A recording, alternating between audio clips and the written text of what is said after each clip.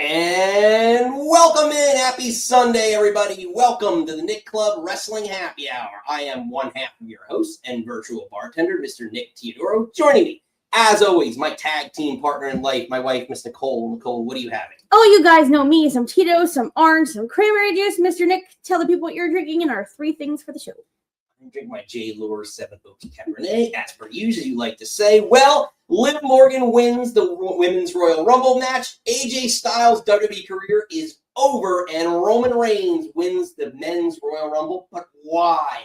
We are reacting and reviewing the WWE Royal Rumble 2026 on Sunday, February 21st. This is the Nick Club Wrestling Happy Hour. Wrestling has more than one royal family.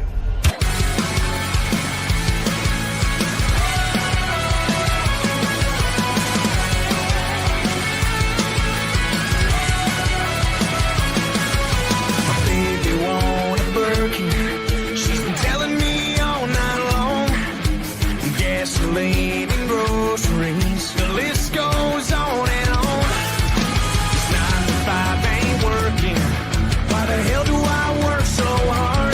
I can't worry about my problems. I can't take them when I'm gone. 1, here comes the 2 to the 3 to the 4. Tell him bring another round when he's let it roll. 2 stepping on the table, she don't need a dance floor. All right. Someone pour me up a double shot of whiskey. They know me and Jack Daniels got a history. There's a party downtown near Fifth Street. Everybody at the bar getting tipsy. Everybody at the bar getting tipsy. Everybody at the bar getting tipsy. And welcome back in, everybody. Happy Sunday, fun day. If you are new here, hit the old like and subscribe. If you're a regular, you know we love having you. Nikki, the regulars are piling in. Joho. Hello. The Johos. We got the both. We got them both. Love you guys. It's going to be a fun one. We are recapping the WWE Royal Rumble 2026. Hey, Rucin's Hello, friend. I know. We got a lot to get to. Top of the hour, we're going to have call-ins. We want to hear from all of you, Rucin, Lisa, Joho, everybody. It's coming. But real quickly, just a quick little rundown of some upcoming things I forgot to run down yesterday. Next couple of shows. Next Friday, we are back to our normal 6 p.m. time. But next Saturday, Steve is going to co-host with me, be a special co-host at 80s Wrestling Con. So make sure you check that out at noon Eastern time. We're doing a special live stream. Also, our partnership with TCW, Nikki, continues. Yes. Pre-show live stream. The Devout, honor the Devout. Actually, worship the Devout, excuse me. Boo. Boo the Devout. Yes, that is. Not on my TV. Thirst. Exactly. A lot going on. The Cheenies will be in action. Francesca is going to be competing for the women's title there, so we're super excited. Get that belt back, girl. And all leading up to our big event, Nikki, in March 21st. A lot of names are announced. Tony Storm was just added to that list. Kazuchika Okada was also added to that list. So a lot. I know. I gotta sit down with Steven and get all his. What's up, Sean, new friend? Hello, friend. Sit down with Steven because he's usually, him and Lisa have been out with you. This is my first time, and I'm like, well, you're the talker. I am not the talker of the I know, but it'll be fun. It's a lot to get to, a lot to do, but that's all in the future. But let's talk about tonight. Tonight, we are talking about our Royal Rumble reactions, Nikki. Royal Rumble Riyadh. Here's a look at how the set came out. A castle. Looks like a castle. Yeah, I thought it was super cool. And again, like when Io's music hit and she has like that fun Tron that like looks like it moves. Like the sound wave, like that across the whole screen looked incredible. Yeah, like honestly, the like I forget who it was. I think it was Dragon Lee when I was watching earlier. Yeah. I was like, oh man, his Tron entrance was pretty neat. Like I really enjoyed it, even though he was only going to be. I feel like we don't really see his Tron because he was with AJ or he's with Ray. He's not usually. I feel like he doesn't come out to like his own Tron that much, but it's pretty cool. Yeah. Yeah, like it just added it. And I gotta say, like, say what you will, again, in all politics aside, the crowd was booming all night. They were hot all night. They were up and down. I thought they were pretty strong. Now, whether or not it was full or not is debatable, but the people that were there, I thought were great. I think when they felt passionately one way or the other, you heard them, but there was definitely times with indifference. Because we'll get to where the pops were and like the lulls were, but like again when they were like, hey Ashley, I like that. When there was like the hots and the lows. Yeah. No, it was just an interesting. I don't know. I thought the crowd was pretty hot all night, but who's to say? We'll get there, love. We will. But Nikki, I have to admit, defeat. Girl, come in hot. Well done. Just watch out. I'm gonna beat Nikki 2 belts next. Nikki went 3-1 in our predictions. Fucking Roman Reigns. Oh, We'll get there. Yeah, maybe you did 2. No, you went 3. Yeah. No, because I picked Liv, perfect. Gunter, AJ. Yeah. Liv, Gunter, Drew. Yeah, you would have been perfect. But Fucking Roman Reigns. Almost, and we'll get there. But Yeah. now starting off hot. I know. For me, You chose poorly. Tiffy was final 3. She had the big, dirty spot came out, but it's okay. Maybe 2026 will be my year, kids, and all, because I feel like you had both belts like a majority of the year. I know. Well, there's still plenty of time for me to get all that back. Unbelievable. Hey, Kat, everyone's chiming in. Yeah. Hello. Big crowd tonight. Rumble brings. I know. I think because I don't know. I do. Of course, I love WrestleMania. That's our big Super Bowl, I guess. But the Royal Rumble's my favorite. You don't know who's going to come out when, and it's just the fun of it when the buzzer goes off and you're like, who's next? And then, you have shitty, what is it? Not, what's the name of their people? Whoever the crappy people that do the music, they're after CFO. Sometimes they have music hits and you're like, who is that? And then you're like, and then you see the Tron and you're like, oh, that person. Yeah, that was like 90%. And then also with I hate to say it, like the onesies confused me so much. I know. And then some of the like Jordan Grace's outfit made no sense to me. Was she the one who who looked like the Fallout? Was she the Fallout version? No, that was your girlfriend, Ivy Nile. Yeah. How do you forget your own girlfriend? Because they all blend into one big. No, she actually one big like, unitard night. They all had different. I'm trying to think of. There was one I can't remember later in the night that I was like, oh, that was pretty. Actually, Chelsea Green's one was actually pretty cool. Yeah. That's for you. But that's fair enough. But we'll see. I don't know. There's some conflicting news in the chat. Jeff Rebel Cat, thank you. I was like, I know it's some that like we're just counting down the days till like they're not a thing anymore. Cat doesn't think this Rumble was great. I don't know if it's sarcasm or if she does think it is the best, but interesting. Yeah. But we're gonna get to it. Let's start with it. Chronological order with the ladies. Let's take a look back from what opened the Royal Rumble, the ladies Royal Rumble. Ladies.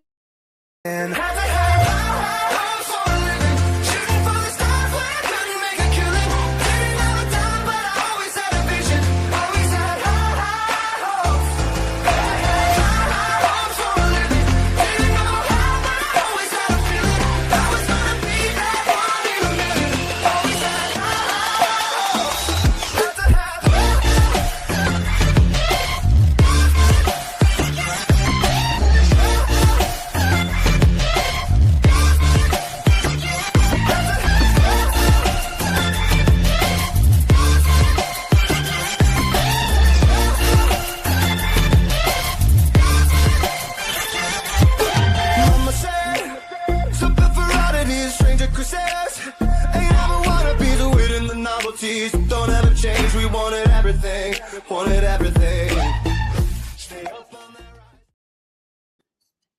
Nikki, Liv Morgan wins the Women's Royal Rumble, but let's talk about how we got there. And there's a lot to dig into, but I'll let you start with your overall thoughts. I saw, because online said it like it felt like a slow start. And I think maybe I'm in the minority here, and I think that's why we'll get to when we get to the men's. Going back to the Brock Lesnar when it was at 2023 and sort of how Oba did, I don't like a Royal Rumble that starts off when like one person eliminates everybody. And like, unless it's the CM Punk one when he was doing his Sermon on the Mount thing. Like if you're doing something, or like Bray Wyatt did, like that's interesting to me. But like I like when the ring gets a little full before we start doing anything. Yeah. So I know that was a kind of criticism that it started slow. There wasn't a lot of eliminations. I prefer that, to be honest. So I don't know if that makes me the minority or not. Well, starting with the start, I mean, you called it. I called it. It was going to start with a tag team. I did not expect Charlotte Alexa, but it was interesting. And Comms called out that like Charlotte looked like, oh my God, no. And then Alexa had her like creepy like smile face that she does. And like Alexa was here for it. And Charlotte was like, oh no. And then like they did the little like flirt back and forth. And I did love that like she put her in like the Sister Abigail like move, and like she tried to do the natural selection, which I hate. But because again, we talked about there's so many women's tag teams that are all interwoven, and I love that was the story throughout the whole match. And that's to me, that's also when it's a good Rumble, when there's a story or a theme that goes through the whole thing. And I think that's what I think I like the women's better than the men's, because it did have that story. For good or bad, I know we're going to talk about the misses and the good, but like, it was a lot like the old school Rumbles. That's what I watched in the early 90s, where it's like, you have 3, 4, 5, 6 different storylines, not just the world title involved, and tag partners going after tag partners. Yeah. So I asked the question: is this the end now of? I'm going to use the last names, Bliss and Flair, because I don't want to trigger our friend upstairs and drive everybody crazy. But is that in fact the end? Because this moment again, I love this elimination, and the way it went down. I guess is Charlotte going to try to spin it that like that Nia kind of pulled Bliss with her? Because rewatching it, like Charlotte hits Nia. But it felt like more like it should have been more like Nia pulling her, but I don't know. But again, there's besides Rhea, Io, and I guess maybe Lash and Nia, because Nia was out before Lash came in, but like all the like Kairi accidentally eliminated Asuka, Liv purposely threw out Raquel. And then Charlotte, there was like all these little like I don't think that it's like they're gonna be over by Friday, but I think this is, again, we're planting seeds that we have to play with for 4 months before we get to Mania. Yeah.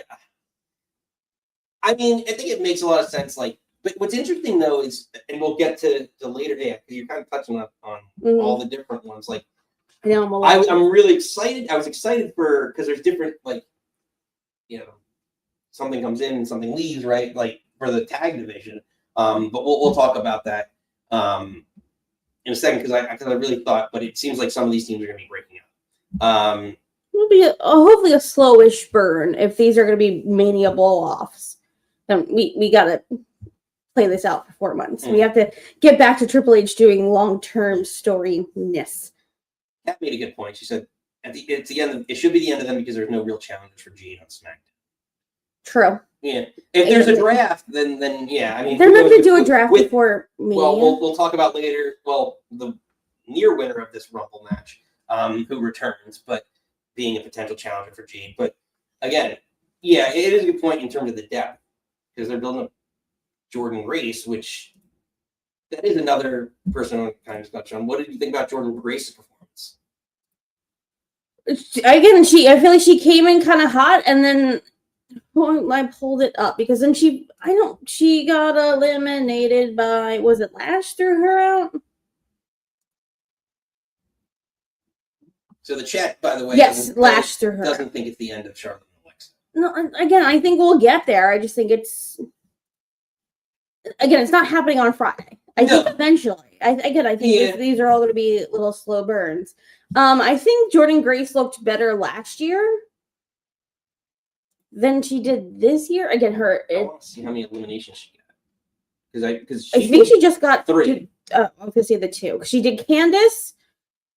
She got Ivy, Lola, and Candace. Okay, because Lola and Candace kind of went out together. And she lasted. Where is she?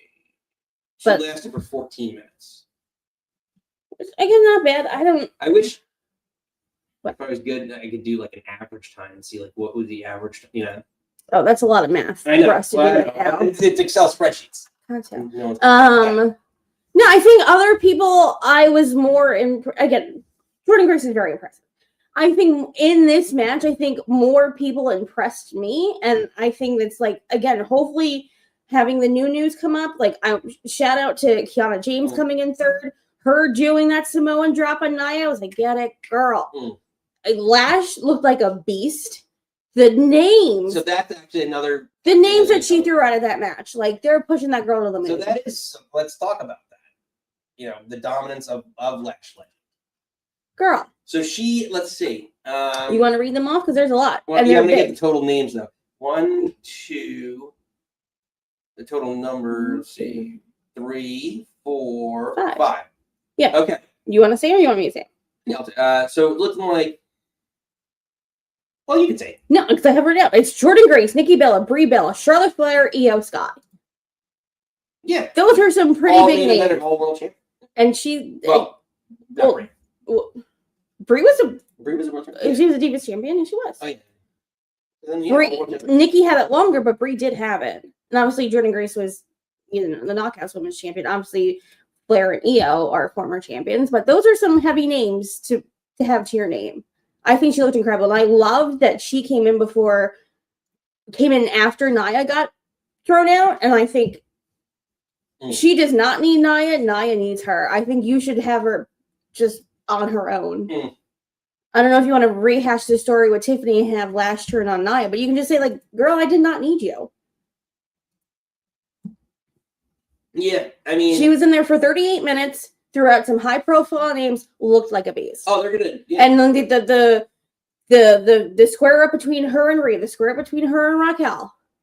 Like, again, and even we talked about how she looked in War Games. Like, I think she's going to be a name that they're pushing. Oh, yeah, for sure. I mean... And again, for someone to potentially be, you're talking about challengers maybe for Jade, that this could be something that could really help me. Lisa and I.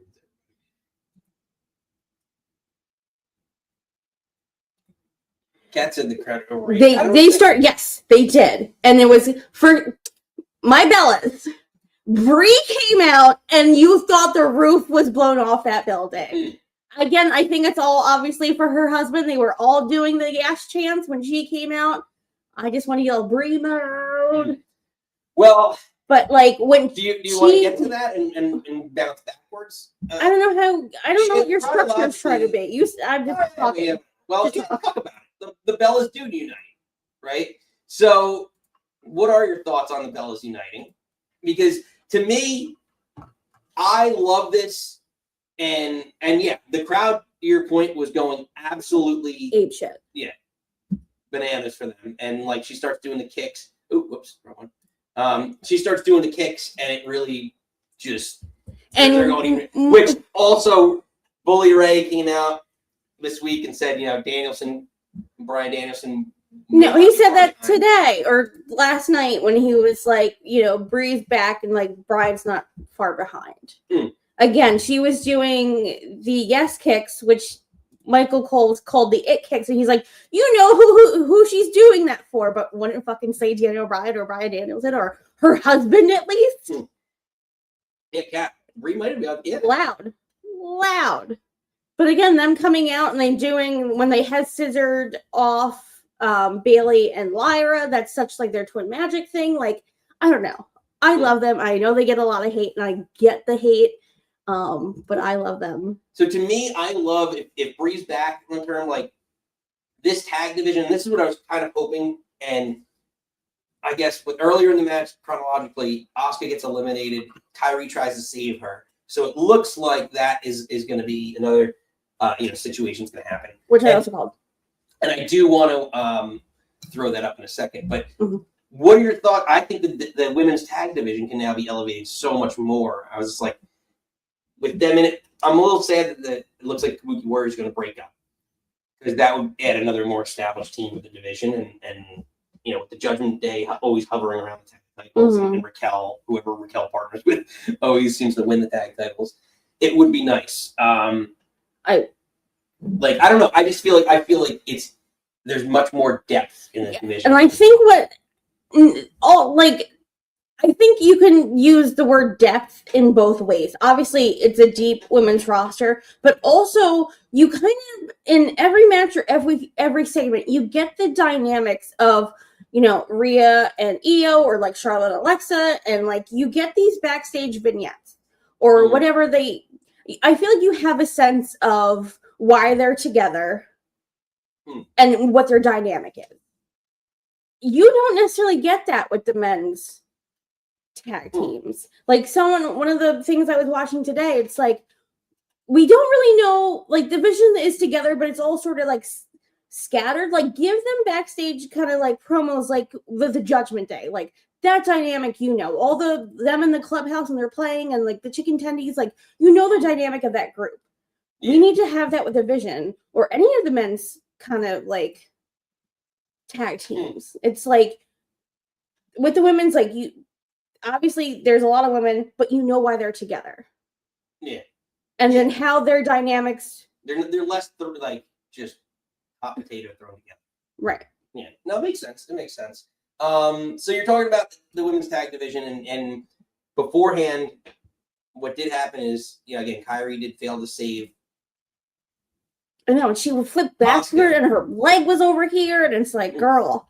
So my question about this is, we see this coming, but who turns first? Is it I'll call it, just for the more recently, what I remember, Alex Riley turning on The Miz? That's situation? Your recent example? That's what I thought of, just that came to head. Okay. I'm sure there's better ones. Or, so Kairi turning on Asuka in a babyface turn, or is it Asuka just beating her down now and disassociating herself because she failed her?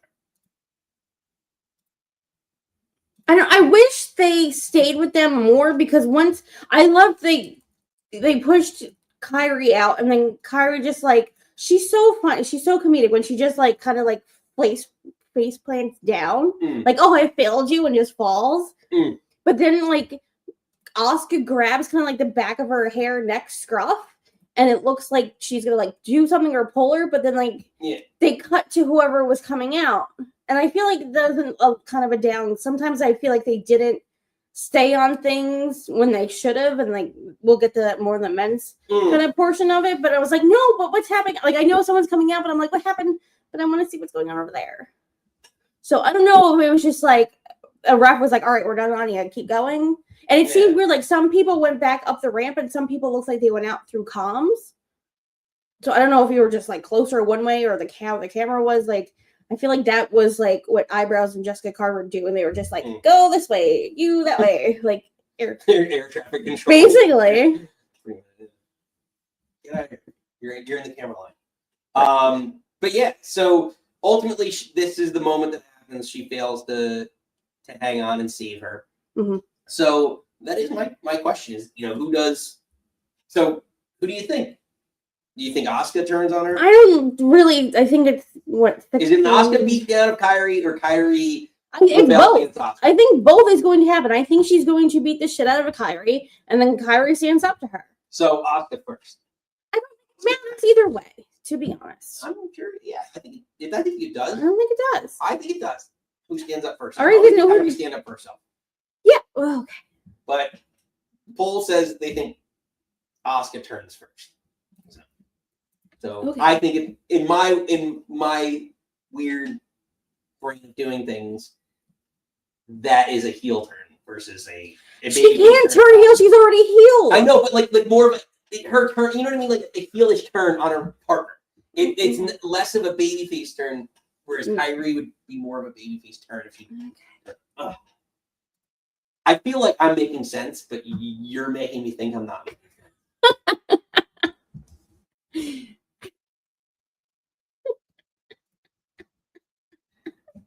What did you said? Just give me Io versus Asuka versus Kairi. Yeah, Like, yeah, I would not be I mad know. at that. And I've been waiting for that. I've been waiting for this for a while, for sure.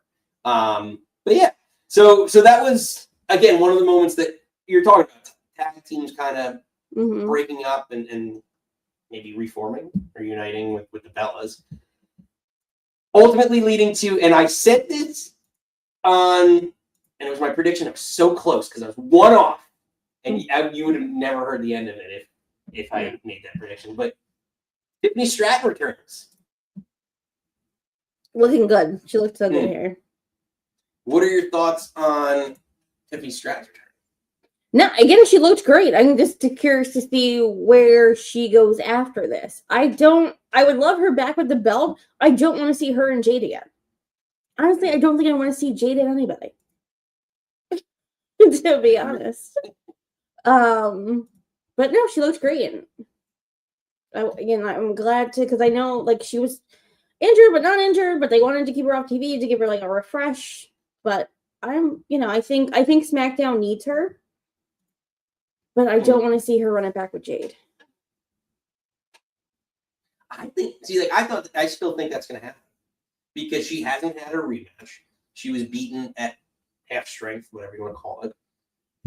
So, to me, it makes the most sense to run that back because the Jordan Grace is not ready to be the challenger. I don't see I understood. People said, I think Sean said Bianca. And Steven's saying right now in the chat, Tiffany and Jordan are the backup plans. Are they holding Bianca off for something bigger, or is it something else going on, which makes me worried? I don't know. I don't. I mean, maybe. Yeah. I don't know what could be bigger for Bianca. To come back. Yeah. I worry about. Yeah. How serious this injury is, but yeah, Cat's in her hand is really picked up. Yeah. I guess no. That's scary. Yeah. Yeah, it's bad. But then ultimately, so let's get to it. Final three. Yeah, I did want to, because we talked about Kiana and talked about Lash and shout out to Sol Ruca. She looked. Yeah, her performance in this match was absolutely incredible. Michael Cole compared her to Lita. So I think that's very high praise. I see her being on SmackDown ASAP. I know the will they won't they of her and Zarya on NXT has been going on for 1,000 years. I'm ready for her to just come to main, to be honest. Well, that's what kind of my question is. Is this her main roster breakout? It should be. You think that we had the introduction of her and Bayley at John Cena's Saturday Night's main event. She beat Bayley. She looked great here. And Bayley went right after her. And Bayley went right after her, which I think was smart. A callback. I love that. And then she was their final three. Again, great image. So it's this is, future. I think Liv is so overdue, and I think maybe the couple injuries that she had to no fault of her own. I think this was her year, but again, Triple H has a type, clearly. Lots of thongs. Lots of thongs. There's it. Lots of thongs. But yeah, if you want to get to the end, I love the end. I don't know if you want to talk about it. You want me to talk about it, but yeah, just them. They get to the three of them. They're just going back and forth, as they get to the apron. Yeah, the final sequence on the apron. Again, all three of them hanging off. All three of them getting back up. With Sol using Liv to get to Bianca, and then her going for the Soul Snatcher, and Tiffany's nah, and just eye faces her, and she goes off the thing. I thought that was great. Because also, I get it. Also, just again, kayfabe me thinking, why would she even do a Soul Snatcher on the apron? How do you that's what. Well, Michael Cole kind of said, that's being young and her brain goes to high flying, but that's the risk wasn't worth the reward. I think Michael Cole played it off, and then I love the Oblivion and just bye. This is a big topic, Sol Ruca. It's getting everyone going here. Andrew Brunswick's chiming in. Hey, Andrew. Friend. She'll go back to NXT and debut Raw after Mania. Ugh, so long. Yeah, after a performance like this, I don't know, like Back to and back. like Joho saying, yeah, after a performance like last night, she deserves a chance on SmackDown. Sean saying Soul's ready for main roster unless she wants her the NXT title from Jay-Z, whom she eliminated. Yeah, that is a fair But then point. she's gonna I did see that storyline like maybe being furthered in the Rumble to kind of just patch them through to after Mania. I could totally see That's that happening. 4 months though. I feel 4 like months. 3 from February to April. It's like mid-April, so math is hard. Yeah, I guess 3. Yeah, It's still a long time. but a feud could go a month. You know, even just a world title feud could be 1 match, could be 1 month. So you could say if you get a feud with JC and Soul going, that could be 2 matches, could be 2 months. But she's hot, and you just had them again. Steven did the math, 2.5 months. Yeah, so like Her you and get Bail- 2 matches out of it. Her and Bailey, her running the Rumble. Like, why would you not put her on SmackDown on Friday? Also, Steven made a good point. She has that history with Zarya too. That she needs to finish too. It's not the first time an NXT kid left a story unfinished. I think you got to strike when it's hot. But yeah, you know, she's been solid every step of the way. Yeah. But yeah, like that was a great moment for her. Again, breakout moment. I threw that in the chat. Like, is this Soul Ruca's main roster breakout? Chat divided on it, 50-50. I don't want to say works. That's not the right word. But it's like, I get there's maybe stuff to wrap up at NXT, but I'm like, you have the momentum now. Getting great reactions at Saturday night's main event and Rumble. Why would you not capitalize on that? I just want to see again what her, like we talk about this all the time, like Charisma, like what is she gonna do on the mic to keep me interested? She's phenomenal in the ring. She's unbelievable in the ring. So is she gonna be someone that's gonna need? They don't do it much in the women's division, like a mouthpiece, but like is she someone who's gonna be able to make it and develop a personality and a charisma? That's because if she develops that character, yeah, she's gonna be a superstar, absolutely. But I digress. Ultimately, Nikki, Our girl. Our New Jersey girl. Jersey girl, gotta go Jersey. Liv Morgan Finally wins. Yeah, she said she started it, she ended it. Well, great point. Let's hear from Liv Morgan. I don't know where it is. Yeah, she said they were chanting in the post match press conference. How do you say that? You deserve it, and she had something to say. Time and time again, they just feel you deserve it. I do. Do you ever get bored of hearing this? I literally do deserve it. I've been in 9 of these matches. I've started them. I've ended them. I've been runner-up twice.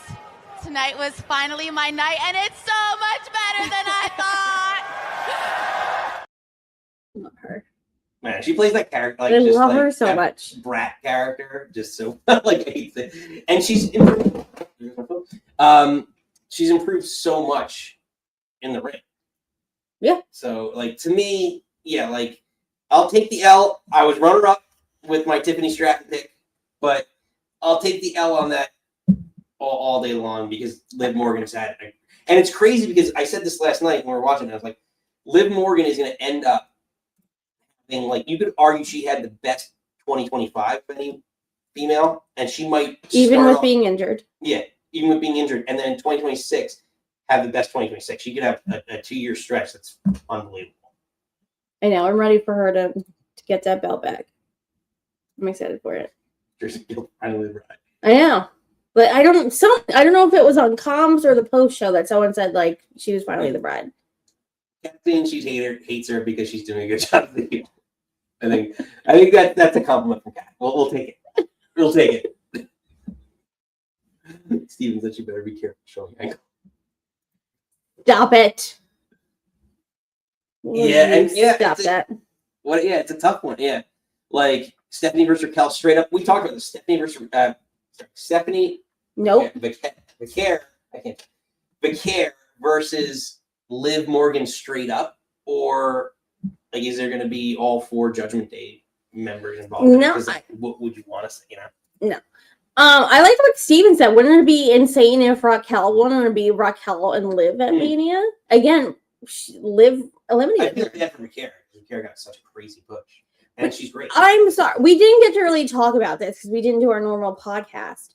But Saturday's main event, when Stephanie tagged with Io and Rhea, I think they made Stephanie look like dog shit.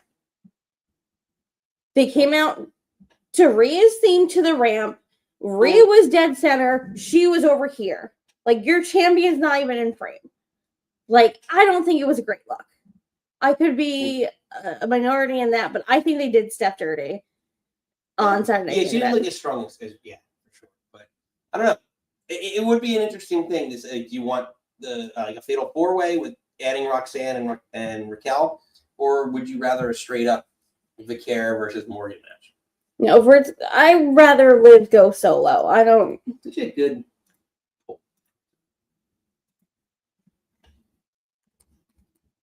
I don't want her to be. I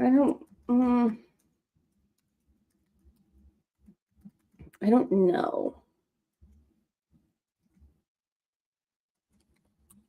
Because they've had success with triple threats for the women's.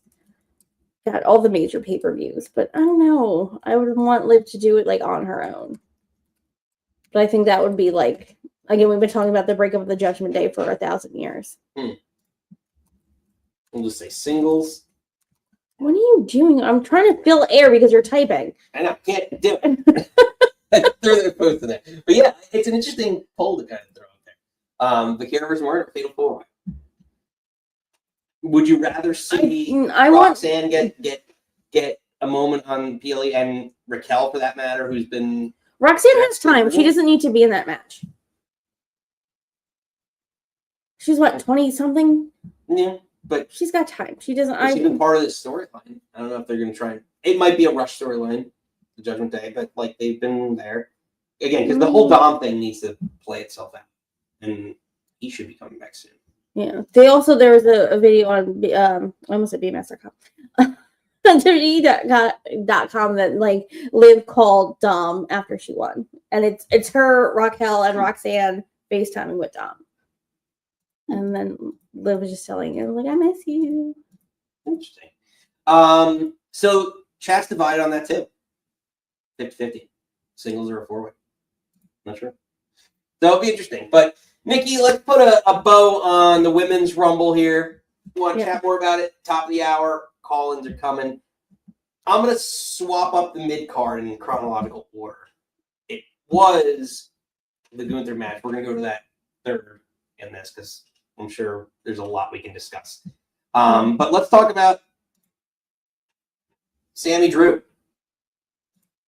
Drew retaining the WWE Championship. Yep.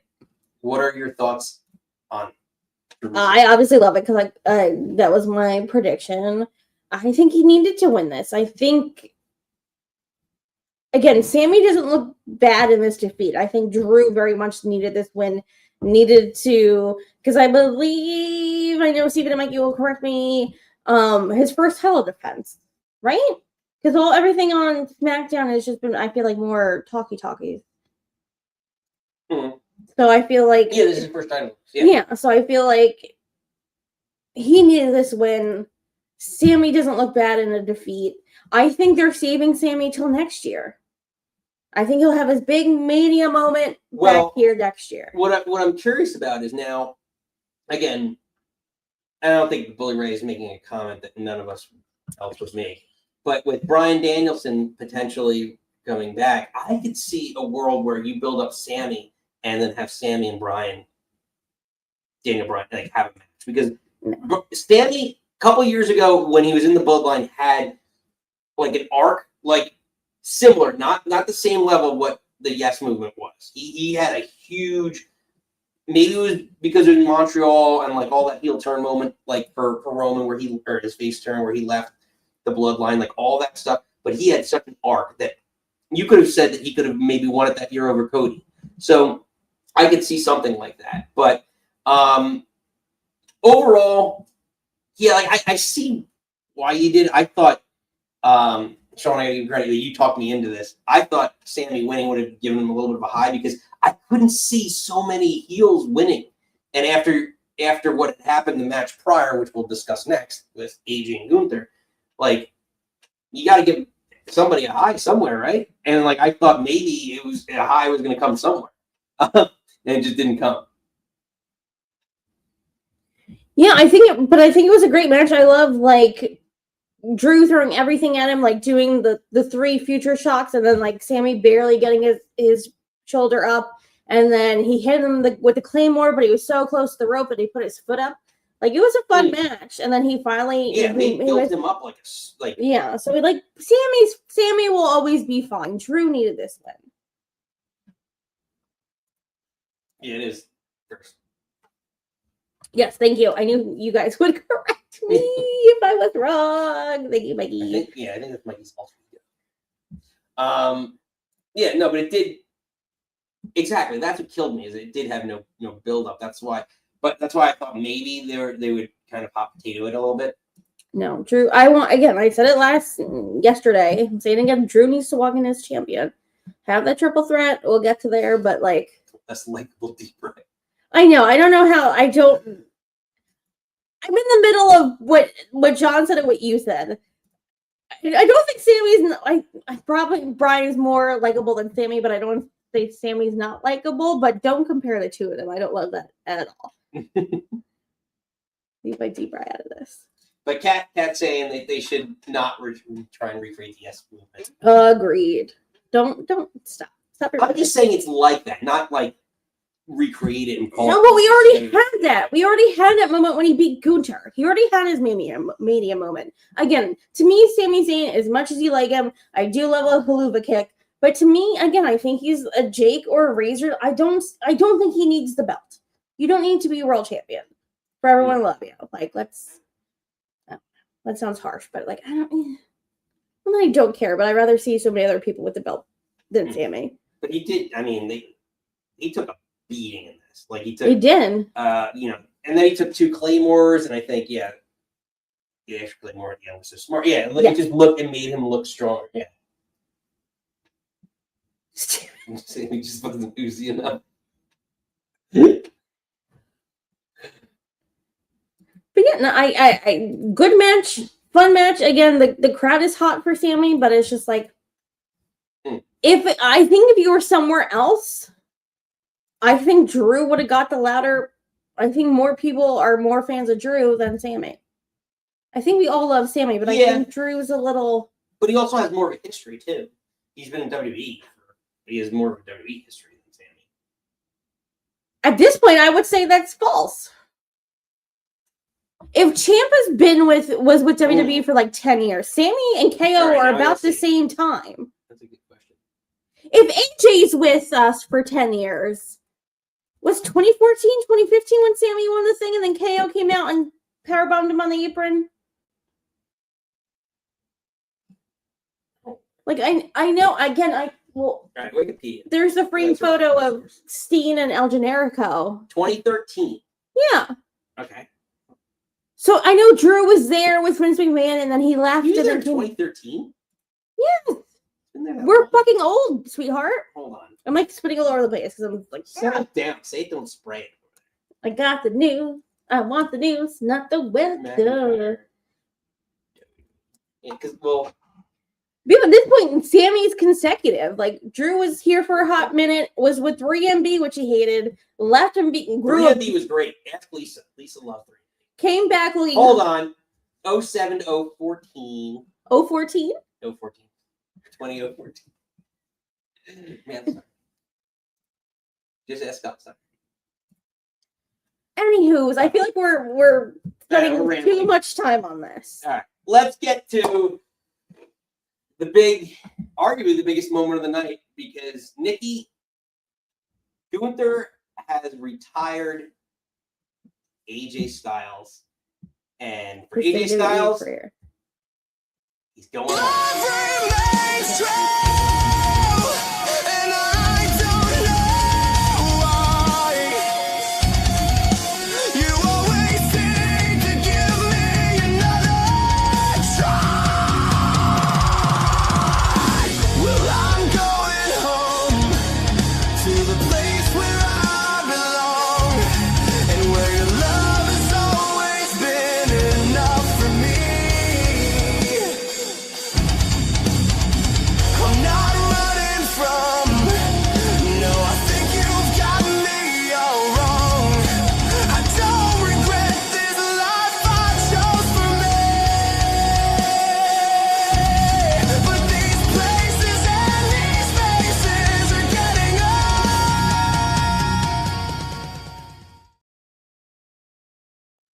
Nikki, these places and these spaces are getting old. So AJ Styles is going home. To New Japan? To TNA? Possibly. But Gunther ends AJ Styles' career. Are you happy? Well, the most controversial part, sorry. What do you think was The ending? Maybe? I don't know. He passed out? Well, that's the theme. Goldberg, Cena, no, AJ, all done with the sleeper. Whether he tapped out, Dan Angle had to do the floppy fish arm thing. If you're surprised by this ending, I'm surprised that you're surprised. To be honest, that's how I felt about John Cena. I was like, girl's ending his career in the WWE. I think we'll see him other places. But if you're calling him the career killer, then he's got to kill some careers. I think this makes all the sense in the world. Temple. What's up, Temple? Hello, He's guys. up because he got ready to fly. Again, he's in Saudi. He's just a little nip up to New Japan. I was saying this. Well, Joho, that's a comment, and I do think that that's coming. Career killer versus legend killer at some point in time. I think next year, like a 2027 thing. After Gunther has like 5-6 names, he needs a bunch of random mid card people,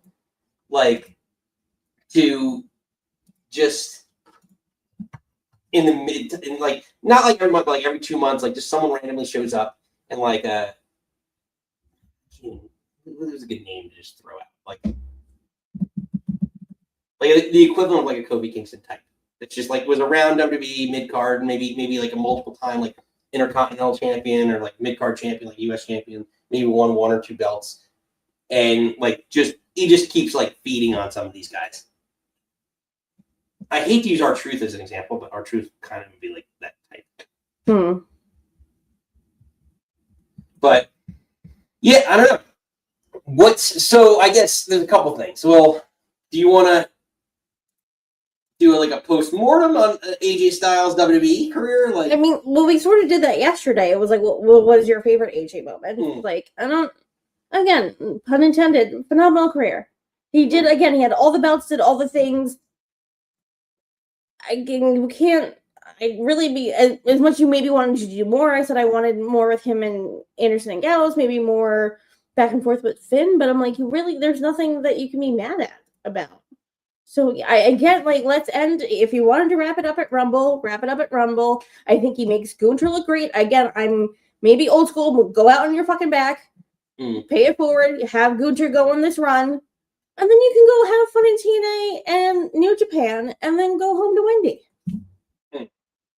Yeah, no. So Sean's saying the timing of this match in relation to the other two made it feel awkward. Yeah, that's the only thing. Is it just felt a little slightly rushed, but I get where you're getting at. It was you had AJ lose and then Sammy lose. It was kind of back to back. Honestly, you can say 4 heels won. Yeah, I think kind of mentioning an R-Truth type that is what I'm. I don't think it's gonna be R-Truth, but again, someone like that who's been in the company, just been around. I hate using Matt Cardona. But Matt Cardona, how dare you? 5 years ago before he got released, probably would have been No, he's back on the road with Chelsea. I just watched their vlog of them on a roller coaster together. Before he left, leave him alone. It's someone who's just kind of been around, sort of Dolph Ziggler type, in WWE, where he's been there 9 years and there's nothing left to do right now, and send him off, something like that. I thought it was a great match. It's crazy that I guess when he threw him into the comms table, that his arm was just gushing, which looked so crazy. Yeah, I think I saw the blood on Gunther first. I was like, what happened? And then whenever it turned, it was oh, there's a huge gash on his arm. I don't know. That's true. But so again, and that is the question: what is next for Gunther? Because he did go in the Rumble later, which we'll discuss very shortly. I don't remember what he said. I was gonna say the halftime show at the post show. Well, I got that for you. Oh, Bubba, you're welcome. Yeah. Well done. Nice segue. He's gloat about AJ Styles, just like he did with John Cena. I intended to make AJ Styles tap out. I intended to win the Royal Rumble. Those two goals have not been fully achieved. But I sure as hell made AJ Styles pass out like a little bitch. Thank you. I believe. I just love his smarminess. Yeah, no, I'm here for it. that's why, exactly why, like, I know everyone talked about the Cena thing. He's the only person that Only makes sense. Like, person. he loves it and he relishes it. Yeah. So I guess I asked what's next for good because Temple, I gotta find your comment, but yeah, like where he doesn't, I agree that he doesn't need to retire everybody. Yeah, because I think he's gonna have to play on this for a little bit. But like, can he flirt? Can he? Because that's the thing. Do you remember? Yeah, not every month you're retiring. Was it 2022, 2023 when Randy Orton wore those spy goggles and like went and beat up like Big Show and Shawn Michaels and somebody else that were playing poker in the back? Like, just have him like, I don't know, cut a promo, laugh, call someone. Is he maybe like WWE's Okada, just go around calling people bitches? Yeah. He just try, again, like he just tries to make people tap out. Yeah, I don't know. I think there maybe sky's the limit feels big, but I'm like there's so much you can do with him. I think he's that good heel, like beat him everybody, but no, and the way the Royal Rumble went down, I could have totally been like, all right, especially when we see who wins, I could have been like, all right, I could be all for that and giving him all that momentum. So we'll see. But Nikki, let's get to that main event, men's Royal Rumble. Uh-huh. Yep. Nope. No. Nope. It went back up. Yeah. Yep. All right. No, it's gone. It's gone. All right. I thought I was gonna sneeze and then didn't. Testing you. All right. It's gone. But Nikki, after 30 men entered, only one man stands alone. Roman Reigns, the tribal chief. Always hiding behind your so-called goddess. So what? You don't think that we can see your face? Resurrected back before the final falling. I'll never rest until I can make my own way. I'm not afraid of fading. I stand alone, feeling your sting down inside me. I'm not dying for it. I stand alone. Everything that I believe is fading. I stand alone inside. I stand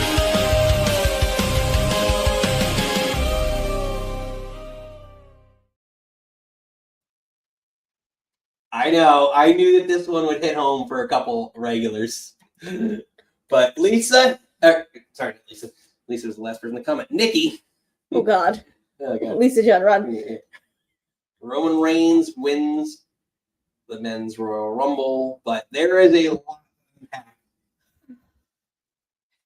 Well, you just want to play the thing and then I can talk about it. I said get it ready. Yeah. Fine. There we go. 3, 2, 1. hated it.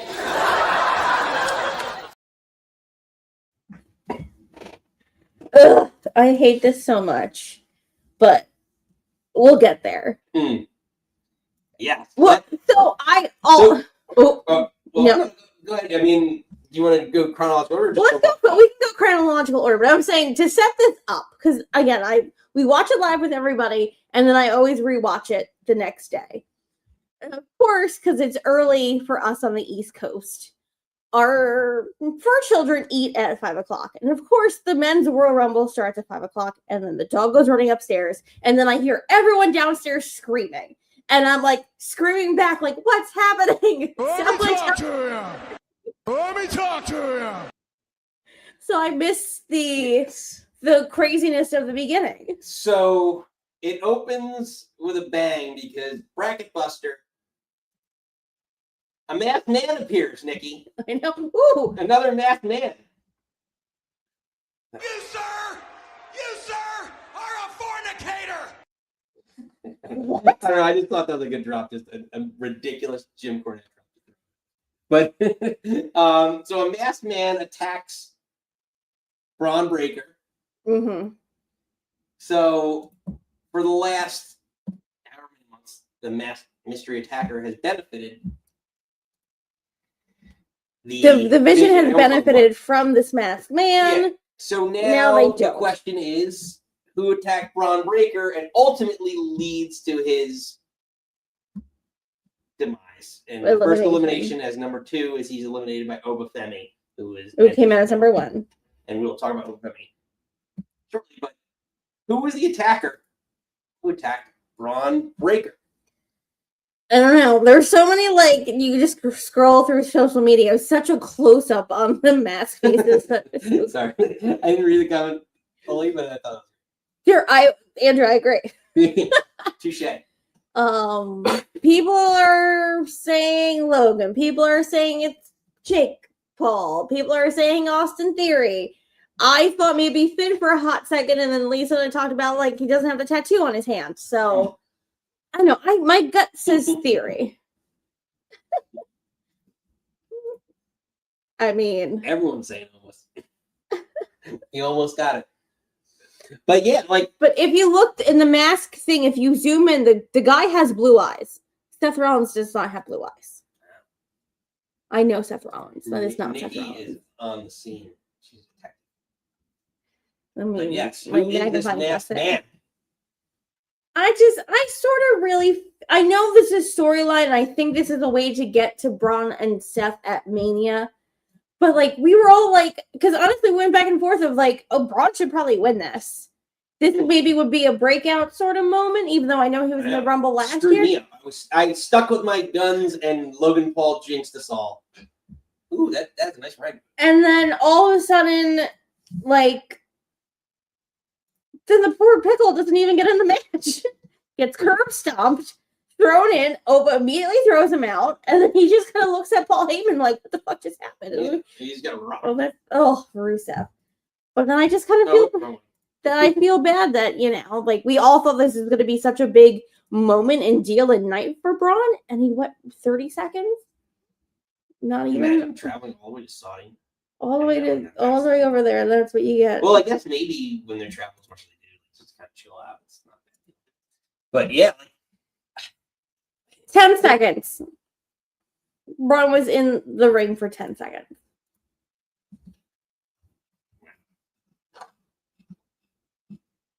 I wonder who actually. Now that I'm looking at it, I'm thinking, who's the second shortest? I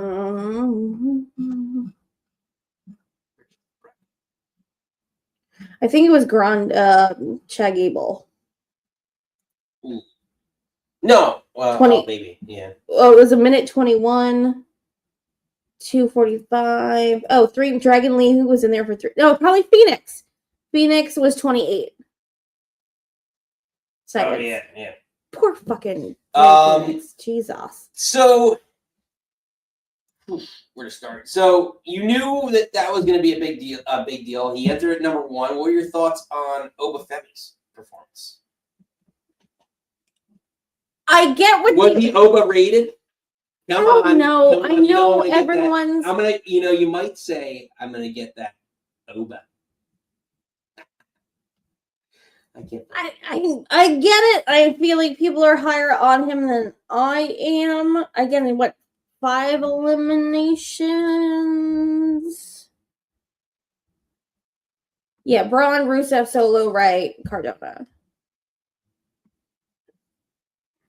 I don't know. I'm the wrong person to ask about that. I get it, but again, not. So, Braun, which again, you eliminate your first 5 people. Cardona, yeah. So they're gonna build him up as a monster, I think. He got the Veer Mahan treatment with all the promos. Yeah. But I agree, Pat. Overrated. I don't know. I don't know why. And the fact that they let Lesnar later in this match, which we'll touch on more too, like give him a German suplex, I thought was interesting, and he didn't get any moves in on Lesnar. That was a little interesting. I don't know, you know my feelings of Brock Lesnar. I don't know. I get it. Again, he's just not my guy. That's fair. That's fair. Couple other things. So you did see the AAA influence. Do you have any thoughts on that? Like La Parca, Mr. Iguana. Mm-hmm. I feel like there's another one. No, unless you want to count the Grandes, which you probably shouldn't. Any thoughts on that? Like, because the next thing I'm going to say is going to be interesting. Like, again, crossover and promotions. Like, what did you like it? Did you think it made sense? Yeah, I get it. Totally makes sense. Again, I think they're anything that they can shove Mr. Iguana in, they're going to. And I think again, the point of the Royal Rumble, you do want your comedy spots, and that was like Priest choke slamming again. Iguana and Ionesco. Mikey, I'm gonna butcher that. I'm sorry, dear. Ionesco? No, you know. No, I think I did that good. I think you're adding a syllable. I think I did. I don't know, Mikey. I'm sorry. I think. But like that was a fun spot, and I love like Trick came out, looked like a star, threw Iguana out, threw Ionesco, and then he's also, I believe, then threw out La Parca, who was doing his like comedy dance. So I feel like then Trick took out like the two comedy element, and then did he do Grandes too? Oh yeah, so it's just so he didn't throw out La Parca, so I'm sorry. So he threw out Mr. Iguana, and then he did the Grandes. So I feel like in the beginning he was like, "Get out of here, comedy shtick! Like I'm gonna wrestle and like do this properly." And I don't know if you have the photo, but early on when after Trick came out and threw out Mr. Iguana, there was the NXT chants because it was Javon who chef's kissing for this match. It was Javon, Trick, and Oba standing in the ring together, and they're chanting NXT. And then someone posted on Facebook, it was like it's Charmander, Charmeleon, Charizard. There was like the evolution of like Javon to Trick to Oba, which I thought was really funny. So yeah, so a couple things. So I know Temple was talking about he liked La Parca. I know Sean's like you got a little La Parca dance. He was happy. So this is Mikey. Yes. I love Mr. Iguana, but maybe putting some other folks would have been cool, like Vikingo, or Psycho Clown, like a little bit more maybe legitimate, for lack of a better term. The no NXT men was a bit surprising. You know what's interesting? So it kind of leads into no NXT men was surprising. Sure, I didn't even put that together. Why, the other thing is, I said AAA. Why wasn't TNA? We thought Mike Santana, Joe Hendry, whatever he counts as now. I was surprised no Joe Hendry. Yeah, like I thought easily an opportunity to throw TNA representation, like this partnership in the Rumble. That's one of your big events. It's like maybe one person from AAA and one person from TNA would have been sense if you wanted to keep it, somewhat special or exclusive, however you want to word it. But to me, that was a little surprising that you have this partnership, but because maybe you didn't buy TNA versus buying AAA. I don't know. Or are they trying to break away from each other a little bit between TNA and maybe? I don't know. Hopefully TNA can start doing their own thing, but I don't know. To me, like if you're broadcasting this partnership, you should try and promote a little bit. But I get the fact that you have AAA, which you bought, and you want to try and promote that so that you can make some money. Here comes the money. Here we go. Money talk. But money talk. So. But again, I think I agree with you about Vikingo and Psycho Clan. I just feel like Iguana and La Parca just feel like the more like, again, the family, more friendly ones, and maybe like Vikingo was like the more hard hitting one, if that makes sense. Mm-hmm. That's fair. So. Try and hop through a couple more so we can get some calls soon, but obviously loved this. The El Grande Americanos. Loved it. The OG El Grande Americano. returns. They're doing the Spider-Man. Mm. And they're both trying to take each other's masks off. Again, it's only happened for like 2-3 minutes. It's what it needed to be. Loved it. Honestly, I really like the idea of like this can also elevate. I don't know why they didn't do anything around, but like the creeds. You can do a 6-man tag with the creeds and a new Catch Republic. There you go. Rio and Bravo. And you can at least get more people on the card if you want to do maybe a throw. Maybe it's pre-show for. Probably not, but like maybe it's one of those mid-card matches for WrestleMania. Yeah, no, everyone's saying mask first mask, which makes sense. But I think like we'll get Chad Gable on Monday saying that wasn't him, and this is his first time back, and Temple's really enjoying this. Yeah. Again, it's all for. I think that's the difference. I think the women's match it was story. Men's match was moments. This was the moment of you creating the meme of the Americanos pointing at each other. Yeah. Yeah, like everyone likes it. And ultimately it leads to a debut. Powerhouse Hobbs. Powerhouse. It's so crazy when his name flashed up. I was like, and Steven was like, no. And then Royce Keys popped up.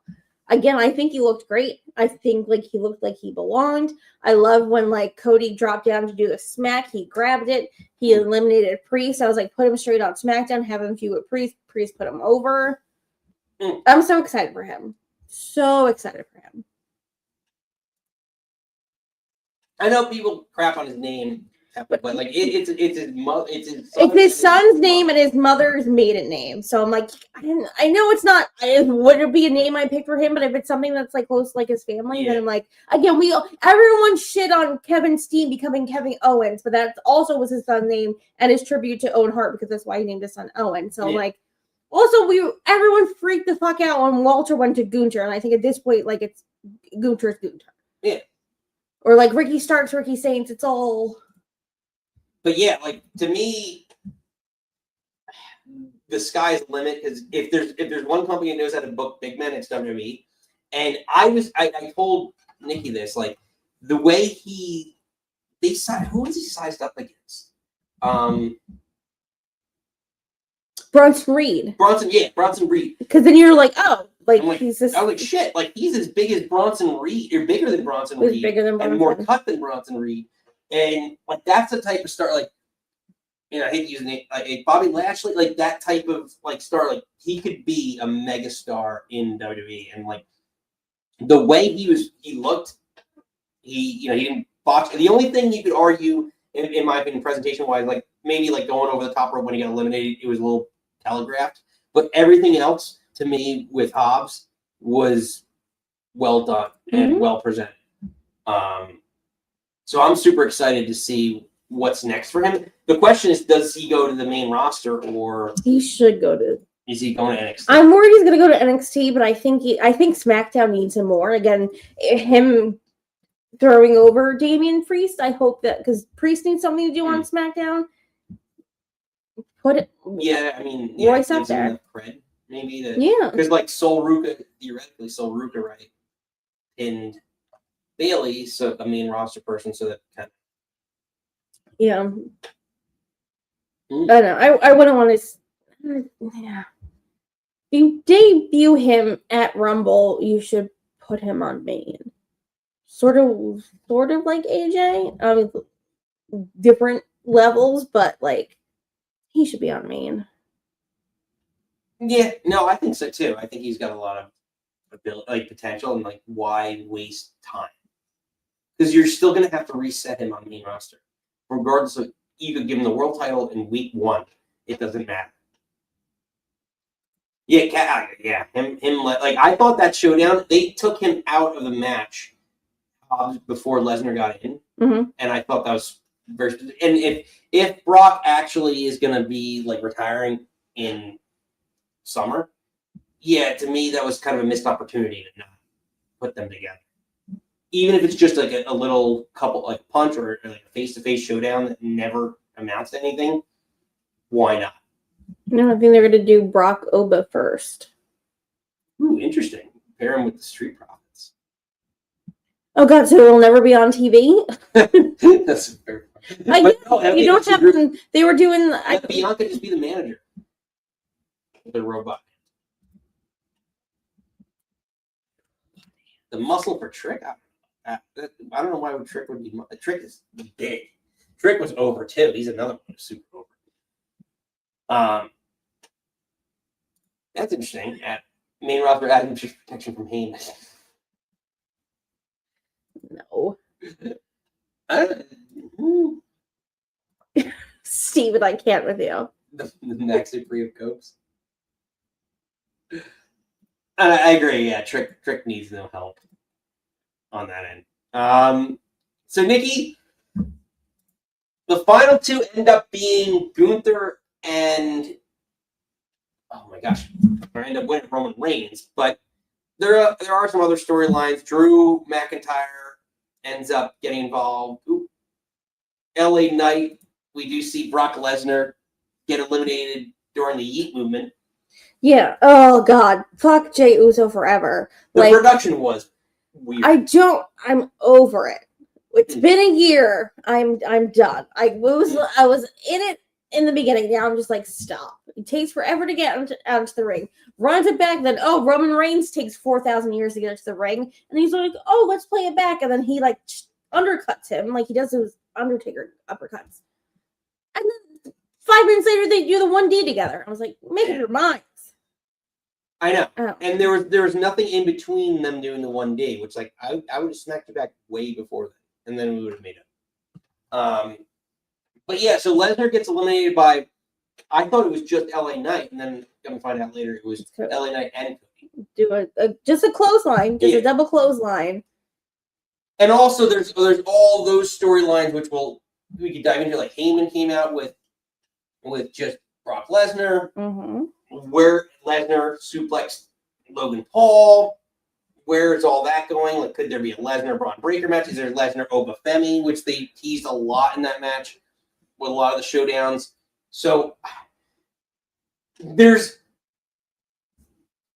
options, but not necessarily direction of where they can go. Like we're not really sure right now where everything's going, right? Like Cody gets eliminated by Drew McIntyre, essentially. So that feud is seemingly still going, but then also Jacob's there and he gets eliminated because he's an idiot and he's paying attention to the wrong things instead of the match. In my opinion. So there's just a lot, I don't know, out in the ethos, so to speak, but not really like, and maybe that's by design just to keep it a mystery, to keep intrigue, but it's very confusing. The men's rumble is much more confusing, has options, just like the women, but it's much more confusing. Like the women, seems like there's logical paths to every feud that you can draw up or book. But I don't know. So it leads us to ultimately Nikki with Roman Reigns being our victor of the men's Royal Rumble. Nope. I was there when he won in Philly, and again, we booed the shit out of him. And I booed the crap when we were sitting in the basement. I went outside and smoked a cigarette. I was like, fuck this. Not my guy. I don't care. Don't care. But again, then where do we go? Then where do we go from? Do you want to get into that, or is there something? Do you want to talk more about the Rumblies? Anything you really want to talk about? Well, yeah, just throw it out there and we'll. Because then, okay, so then we were like, what comes next? Because we talked about how, obviously Drew eliminated Cody. You got the triple threat of Cody, Drew, Jacob. That's that way. So I think it would be dumb to insert Roman that way. So then on the other side of the things, it's Punk. I know they have this little history of who was in love with Paul Heyman more. But then you have to retcon the end of War Games, because even though Punk took the pin, him and Roman shook hands and were like, they're all good. And then Roman went to Cody and was like, oh, we'll never do this again. But like Punk took the pin. So then how are you going to go? Then you go back to like, oh, WrestleMania last year and Paul Heyman. But I'm like, but you seem to bury the hatchet at Survivor Series. Yeah. So then you have to retcon that whole ending. Exactly. There's a lot of confusion that makes no sense. And like any Roman match, this is what pisses me off the most. Any Roman match and Punk match for that matter, just like you've proven it last year. It's the main event with Seth Rollins without a title. You do not need to incorporate the title or which Royal Rumble is all about into that story. So to me, it was just extra for no reason. So yeah, like why do you win? I don't know why. I think it was just a nostalgia effect for the audience that was in the crowd. And I think we're going to get a very similar result to what happened WrestleMania 30, am I right? With Daniel Bryan getting the yes movement. Like, because you had Batista, right? Won the Rumble that year. And the nostalgia of that whole situation is going to happen again. Booed. And maybe maybe it happened, my time's good. With Cody winning with The Rock, that whole Rock Roman situation. Maybe that happened again. But like, I think this is the situation that's going to happen. Once again, it was just the crowd there. The show was built for nostalgia. There was returns, things like that. Their names, and now you booked it for that reason to try and get a big pop at the end of the night for nostalgia. But there is no pot at the end of the rainbow here. Gold. Like there is no match that anyone really needs to see. The only match that makes sense is a match to me that makes sense after now WrestleMania is setting up Jey Uso's jealousy of his cousin who threw him out. That's the only storyline that comes from this. Like, can you put up the Royal Rumble winnings? I don't know if anyone's ever done that. Like, can you put that up as a match? I don't know. I don't. He was not. We haven't seen him since War Games. We get a little graphic. It was like Roman Reigns declares, and then we see him at the Royal Rumble. I don't want to, like, he's gonna go on this tear, but like not be on TV every week. And if he wins a belt, I'm gonna be real pissed off because I'm like, I want to see my champion on TV every week with the belt. And what if he picks the people's belt? Andrew made a point. Are they trying? Was that next year? Him and Rock at Saudi? I don't care. I don't care about Roman Reigns. I don't care about The Rock. These were never my people. Yeah, I don't know. It just, to me, like, it seems like every time they book something, I'm like, this is for the Jey Uso filter to try and get him the next level. And like, but none of this to me makes any sense. Like, to me, Roman winning the Rumble does nothing to elevate anybody. The champion that he's going to face right now is Punk or Drew, and I don't think either of them benefit from a win over him at WrestleMania. Mm-hmm. I don't think it does anything to move the needle. Nope. So. And it's also to go back. It was Friday. He was on the Pat McAfee show, kind of like, and I probably was more, kayfabe than not, but hints of truth. But he was like shitting like, oh, they needed me back. These young kids can't get over. So people were begging me to come back. But he comes back and there's two champion options. It's not a young guy. It's established wrestlers. So like, what does that promo even mean? Then like, who are you shitting on? Like your family? Then that your family can't get over because you're shitting on Jay, you're shitting on Solo, then you're shitting on Jacob. I don't give a fuck about Roman Reigns. I'm sorry, I don't. Go be in Hollywood like The Rock and be crappy at it like he is. I am excited about Street Fighter, but acknowledge me. Acknowledge me. I'll give you a 1. Throw up your ones, Nikki. All right. It is that time, Nikki. We're a little over, but it's been a fun show. A lot of people popping in the chat. So much to talk about, kids. Call in. We pinned up the link, the call-in link in the chat. Let us know what you're drinking, what you're thinking. Royal Rumble 2026. Roman Reigns is your male winner. Liv Morgan's your female winner. AJ Styles' WWE career, at least, is over. Where is he headed next? You want to talk about that? We got that. Sami Zayn could not get a win in Saudi. He was undefeated in Saudi, no longer. But a lot to discuss. Yeah, a lot to unwrap on a 4-match card, Nikki. I know. Who knew? Who knew? I mean, who knew? But Ooh. my little blondie got some more work for you to do. Get that snare.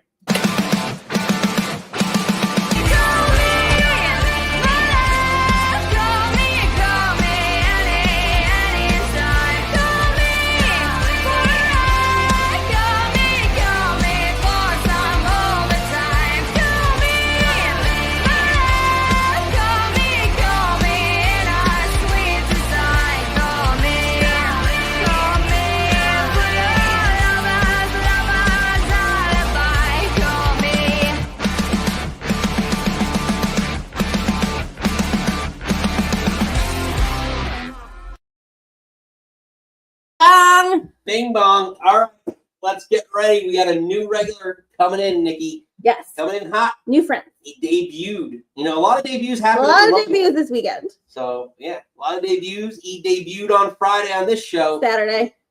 Oh, yeah, what's Saturday? Yesterday. Our show's normally on Friday. Yeah. It was yesterday.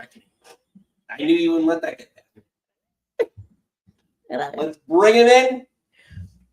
If we had the pencil, our new friend, Sean. Welcome in, Sean. What's going on? What's going on, buddy? How you doing? You drinking? What are you thinking? Well, first off, good news. I took notes, so I won't go totally sporadic and all over the place. So that's great news. Secondly, thank you for having me again. I greatly appreciate it. You watch it? We don't take notes. We just go all over the place. That's yelling at Have each you other. watched Nikki host the show? Say that again. Have you watched my wife try and host the show? We just- She doesn't show up to production meetings ever. That's my gimmick. I don't show up to production. I come downstairs with a drink and I'm like, She's like Axl Rose. That's what Matt does on ours, so it's okay. I'm like, yo, here's the link. He's like, okay, I'll set up now. So, like everything else is that. But again, thank you for having me again. Thank you for dipping in, both of y'all. I know we had cameos with you, Nikki, like kind of. Oh, just me yelling. Also, just Don't worry, I was yelling the same thing because, like, so I know it. I know a lot of people don't know who I am or what our podcast is. So real quick. So Matt and I only do main roster, right? Like I have to preface that because like I made a comment in the chat, like I haven't seen the Street Profits in forever. And somebody's like, there were on NXT. I love that fact because I told Nikki about that. And I was like, they don't watch any. Like, so like, it's like a fresh look of, and that's exactly how it is. And that's what I love about that. All right, go on. Sorry. Yeah, the only exception to that is AAA. Matt and I just like to dip our toes because it's so much fun to watch AAA. So if I come across as ignorant at times, that's why. Because like we don't watch anything else. We only focus on main roster. So overall, I enjoyed the Rumble. I thought I didn't like some of the end choices, so to speak. But I can give you guys a quick synopsis. So women's match, by far the best match of the night. I thought it was great. I thought they played a nice little teaser with Alexa and Charlotte and the way that all went down. Thumbs up. AJ Gunther. I've come to terms with it. So I'm not, jumping out my window. I did drink heavily yesterday. But on that one, the only thing I want to say about that is details matter. And we had this like huge debate, because Mikey was popping in with our live watch during the Rumble, and like we were all talking about this, like, is it I lift the arm 3 times? Do I lift it once? Oh my gosh! Flap like a fish. You have no idea how big a debate that is on the show. We talk about it all the time.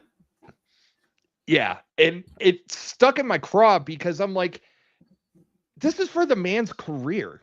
Can we at least do it 3 times? Like, let's make sure he's taking a power nap right now. Like, the one flop and ring the bell. And it's just like, and they're so inconsistent about it. It makes me want to ram my head in the wall because like some matches, they'll do all 3. I think they did it in a Sammy match not long ago. And he kind of did the super Sammy, I saved myself thing. And then other times it's just like up, down, up. He dead Jim and I'm out. Like crying to AJ, like, AJ, are you alive? AJ! Oh, he kept yelling AJ. Yeah, Like he literally was like a husband to his dying wife. Like, oh my god, I actually should go drop it. If I could, it would be great.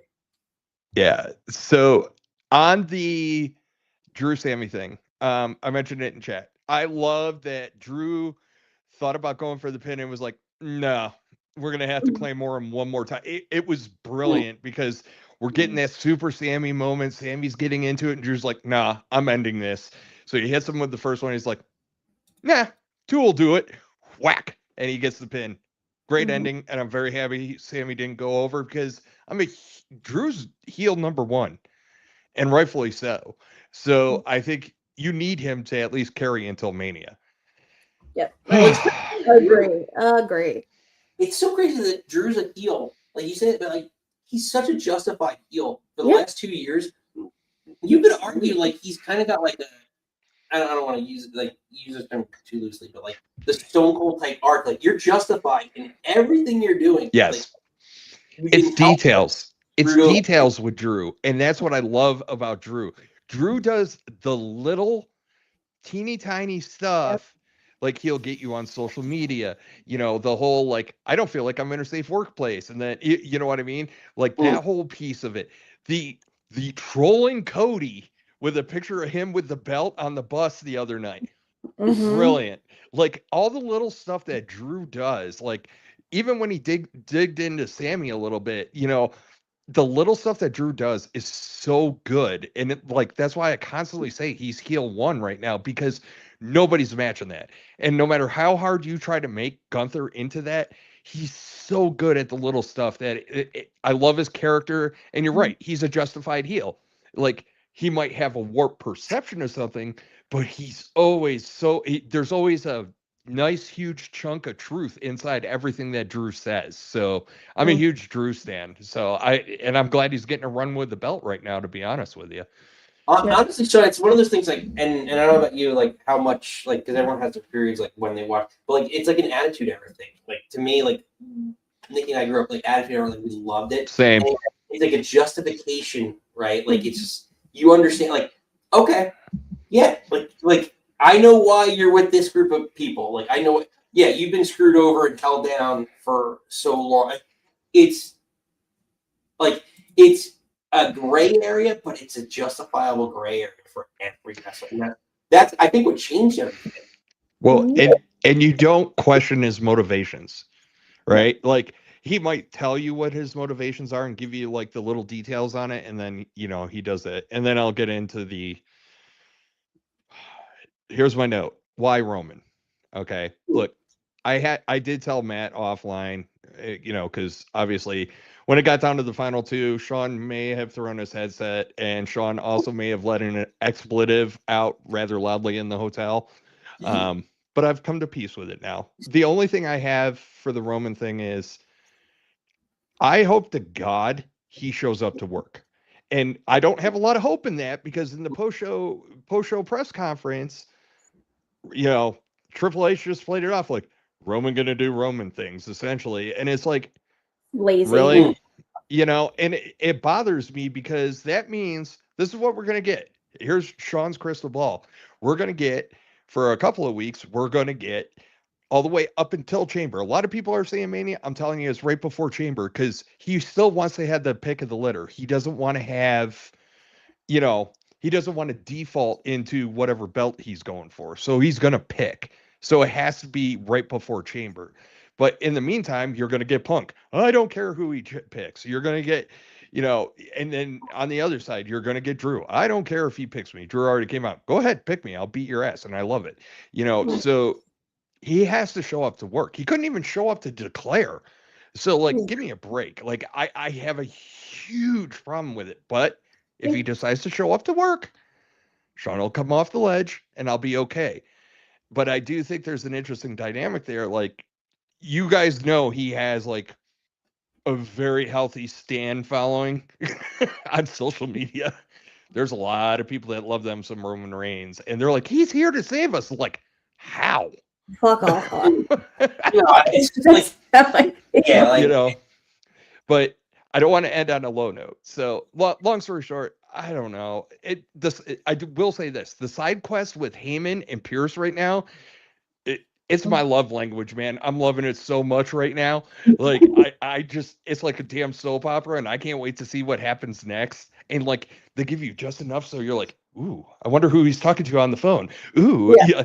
And I'm just like, ooh, give me more, give me more. So like, I love that. So bottom line up front, great night for young stars. I was so happy with that. And like, they really did get their opportunity to shine. Yes, they didn't go over in the end, but it was a good opener, right?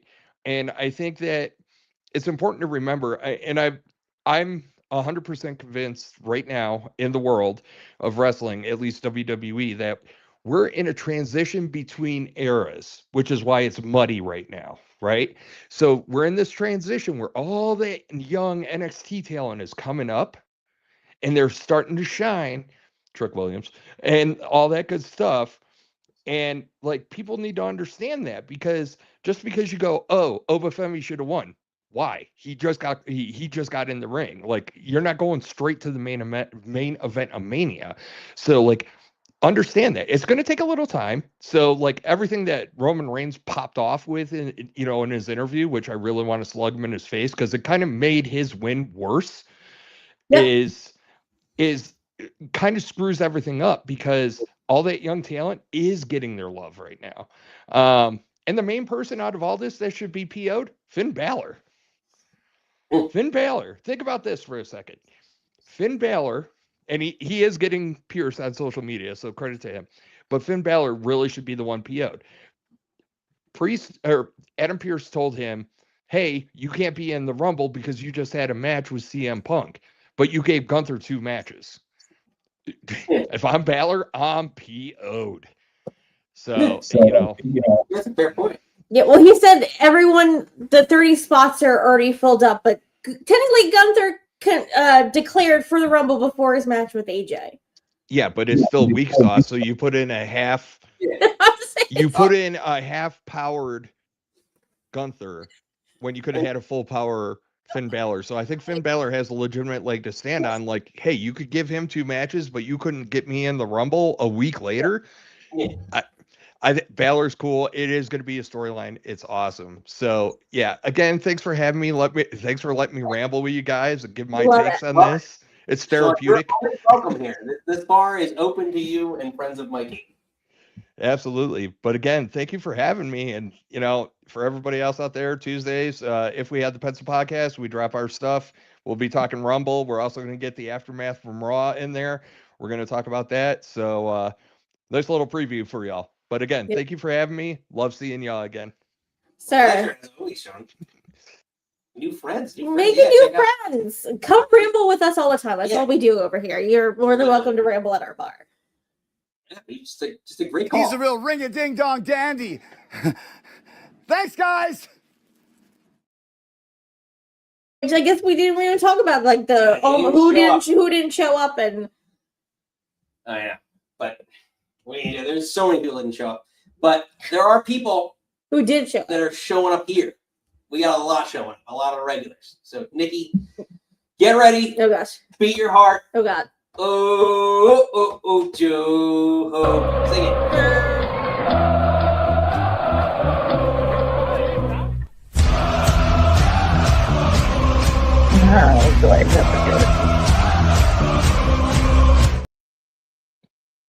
Hi, everybody. Oh, look who I'm accompanied to the ring by tonight. Hi. Hold on. Run in.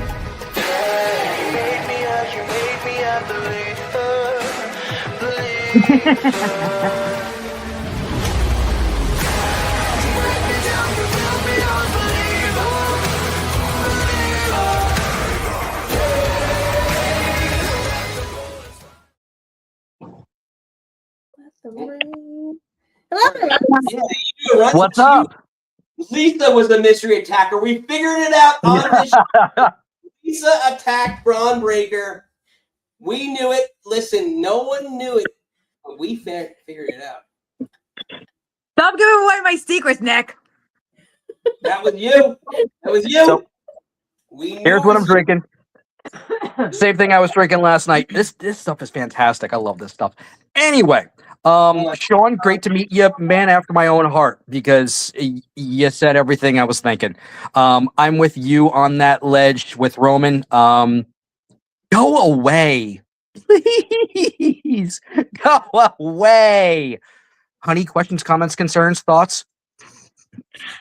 So when it does come to the masked guy, I know we were talking about this last night, and I mentioned the fact that the tattoo, there was no tattoo on his hand. Right. I really do think, though, it is Finn, because the mannerisms of the masked guy reminded me so much of Finn. And you said that the eyes were blue, and Finn's eyes are blue. They're blue. They're blue. So I'm really leaning towards it being Finn, especially since he had that missed opportunity. And I mean, what better way to get back at especially at Vision, even though they're not like technically feuding or anything, but what better way to get back at some of the big top guys who are that everybody thought was going to win than by being the masked guy. Yeah. So that men's rumble was awful. I'm sorry. It was, with the exception of Javon Evans. Yeah. He, for your first rumble at 21, well done, bro. Well done. Like he had a spot with everybody. Yeah. Quite literally. Oba did phenomenal. Yeah, that was such a great spot for him. Like, name a guy on that roster who hasn't taken a random RKO. You're like, oh, I'm gonna get Randy. No, I'm not. Crap. Yep. Like that's gonna happen. Like for me, when it comes to, I'm sorry, Nick. No, I was gonna say, remind me of the Rollins. Remember Rollins at WrestleMania, the RKO? Yep. That's when he cashed in that night. Yep. Yep. That one, like that one with Rollins, that one with Javon, rank up there with the one that he did with oh my God, I'm blanking on his name right now. Evan Bourne. Thank you. That's probably my top. Which is my God. To do too. Yeah, because he was doing the shooting star, right? Yeah, the shooting star. Yeah. AJ Gunther, thank you for the great career. AJ Gunther, you're still boring as hell. Sorry. So much. What? I don't know why you hate on Gunther so much. I'm not sold on him. I'm sorry. Career killer, legend killer. It's the same recycled stuff for Gunther. And the silence is deafening. Thank you. Oh, Jesus, man. I just feel like I can't. If you're not on the bandwagon, I don't know what would convince you to be on his bandwagon. It's Goldberg, Cena, AJ. Ugh. Just so done. He's boring. Sorry. It just is. But thank you for a great career, AJ. He's not done. Well, he's done at WWE, but he's you know not what done. I meant. That's why I mentioned it. That's why on there. He didn't fully take off his gloves last night. He put them back on, to do his thing, but at the same time, that to me was a sign of him being like, I'm not 100% done. You're not done seeing me in wrestling quite yet. Yes, you're done seeing me in WWE, but TNA, AEW, New Japan, so on and so forth. Mm-hmm. And I don't know what's going to be the ending match for him, but we're not done seeing AJ. No one really thought that. Yeah.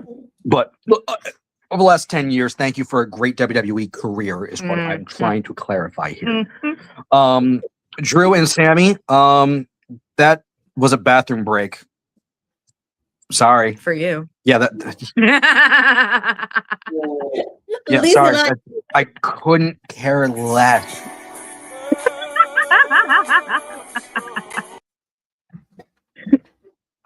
So we know what my wife thinks about that match. We know what your wife thinks, but John, I know what you think. Hated it. I did. I really, really did. So on to the most important match of the night. Ladies Rumble. Liv, our Jersey girl, we love you. Congratulations. Keep doing what you're doing. That's it. And by the way, Nick, I mentioned it earlier tonight. That bratty thing she's got going on, I'm gonna get a glare for this. She's a Jersey girl. That was not acting. That wasn't acting.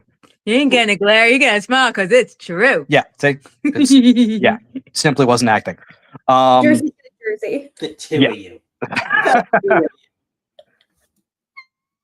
But yeah, that whole women's match, we missed I think half of it because we came Most of it. Yeah, we missed at least half of it because we came late. But from what I saw with Lexi and Charlotte, that was phenomenal. Those two. Soul Ruca. Oh God, her favorite. Her performance, Lash's performance. You guys mentioned earlier when you throw out those top 5, like that's pretty big for your first Rumble. And that's the other thing. Like, you had all of these other potential people to go into the men's Rumble, and those are the guys you choose. You could have gone Joe Hendry. You could have gone oh my God, you could have even brought Karrion Kross back, friend of the show. He's MLW champion, baby. But he doesn't deserve to be down there. He's too good. I kind of understand and see what they did, because last year they had TNA people coming in. This year they had the AAA people coming in because they got the connections. Well, NXT always came in. Maybe next year it'll be a combination of the two. Have some TNA, have some AAA. Maybe they'll go back to just TNA. Who knows? But I kind of see what they did, where it's like, okay, last year we did TNA people. This year we'll do AAA people. My point is, I didn't need Gunther twice on my TV. I kind of agree with that. Yeah. But back to the women's, that was absolutely phenomenal. Ladies, you saved the night again, and in front of a crowd that treats women the way they treat women. But I digress. Fair enough. Fair enough. Joe host, before we let you go. You go. Give us your last shot. Go ahead, honey. Cheers. We'll see you guys later. Love you. Love you. Bye. Love you more. Bye. Normally I play them out to a theme, but there's 2 of them, so I don't know. I know. This is like what AJ Lee. You play half of music and half of music. Yeah, I don't know. Well, it's just a great call. It's just after banger. After banger. After banger. Right? Good. Yep. Because we got some regulars, and let's keep it rolling. Do it, Nikki. Yep. Yeah, there was a lot of sexual tension in that last call, so we had to keep it going. Because you know when sexual tension comes, there's only one person that can bring it.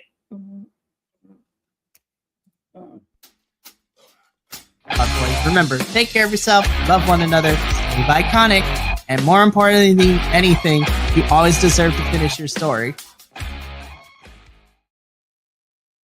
Mikey, what's the story? Hi, everybody. Hello. I am back for a second day in the bro. Who knew? I love it. Look at this. We're here for this. We got him out and about. Guys, I'm consistent, but we're not. Unfortunately, this is not going to become a regular thing. Let's enjoy the moment, Mikey. Right. Let's enjoy it. Yes. Let's revel in it. Exactly. Oh my goodness. So, because Mike is about to doesn't work for me, brother. Oh no. That doesn't work for me, brother. No, we will not be doing that to me. Just kidding. No, so I was drinking some green tea earlier. I finished that, so I'm now drinking water as soon as I'm done after this. But it ended up being a good thing, but I ended up watching the Rumble twice the same day. So I watched it as it was airing live, and then I watched it again a mere hour after it originally ended with some friends of mine. So I went over to my friend's house. We invited a bunch of people last minute, and then it turned into a whole thing. So it was great. So I actually don't think this was the worst Royal Rumble in like the last couple of years. Everybody who knows me knows that I'm always hard on the men's Rumble because the men have really been disappointing me. Oh no, we're losing Mikey. We're gonna recorrect that here.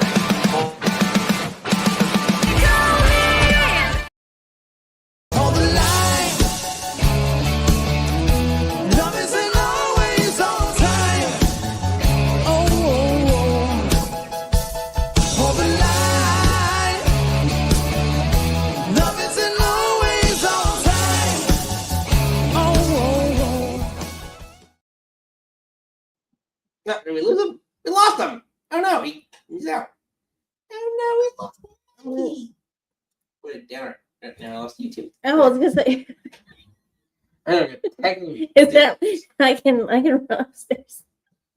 Unbelievable.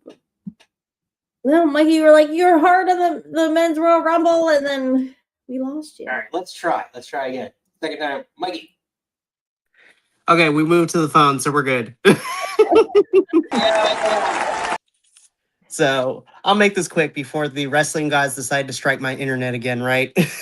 So again, to reiterate my points, I don't think this was a really bad Rumble this year.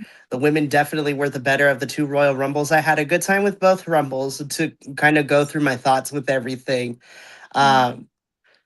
Unless they have plans for Sol Ruca, I think she was my MVP for the Women's Rumble. And I'm actually really happy to see a current NXT star make it to the Final Four, because every time we get the NXT kids coming into the Royal Rumble, they usually make it close to Final Four. But if I remember correctly, I don't know if Roxanne made it to Final Four, but they cracked the top 8 at least. With Sol being in the final 3 makes me super happy, and also is really good showing for her. And unless they have plans for her to dethrone JC, I think Sol is ready to come on over to the main roster, put her on SmackDown. Like, I think she's ready. And honestly, because to me, the women's division on SmackDown, I don't want to say fit better for Sol, but just like the style of wrestling could be more fun. Like, you can have Sol versus Chelsea, her versus Jordan. It would be fantastic. It was really good. AJ versus Gunther. We've had the same conversation as everyone's been. I was like, I thought it was 3 arm raise, but I guess not, because WWE plays hard and fast with the rules all the time. Nobody understands. Even like when we had like Mike Hughes and both of them were like, yeah, it's kind of like whatever you want to do. And it's like, well, how's that allowed? That was my first question for Mike Hughes, and he's like, yeah, well, Vince said this and this is that, so it's kind of whatever. I'm like, no, up or down or not. I agree with you. I know, but I was just like, whatever. WWE always changes the rules when it benefits them. So I was like, whatever, man. I love Gunther. I do.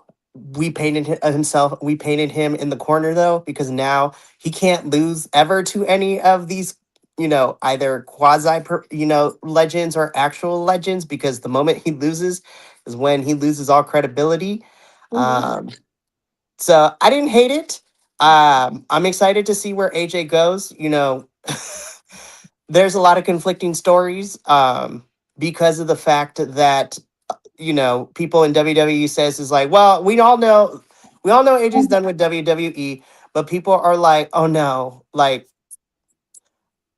Peter Rosenberg, I love you. You are a great radio host for hip hop music. I need you to keep your wrestling opinions to yourself. Calling you out right now. Because he's like, oh, AJ told me he's not wrestling. I'm like, bullshit. I was just like,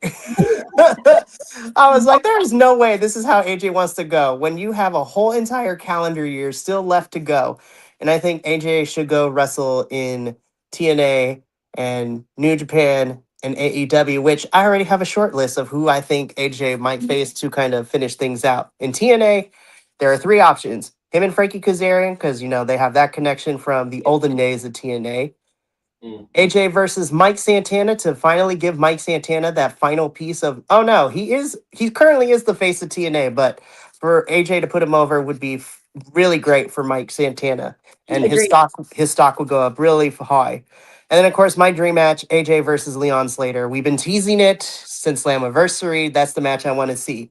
If AJ decides to go wrestle in New Japan, the only person I think right now that would be pretty good is for AJ to put over their new main guy, who is the new and current IWGP World Heavyweight Champion, Yoda Tsuji. I think that's the person that would be really good to benefit from AJ putting it over. And then, of course, in AEW, AJ versus anybody on that main roster. But honestly, I think the big money match is AJ versus, and he's already put it out in the universe multiple times across his years. But AJ versus Will Ospreay, I think, should be the final match of AJ's career. Give me That would be so good. But you have also Kenny versus AJ, AJ versus Max, Swerve, Hangman. Yeah, there's so much talent in AEW that he has never encountered, and like that's it. I hate to say it because like I just feel like he might be better suited for AEW than he ever was for WWE. Like if AEW was around 10 years ago, he might have been the Kenny Omega of AEW.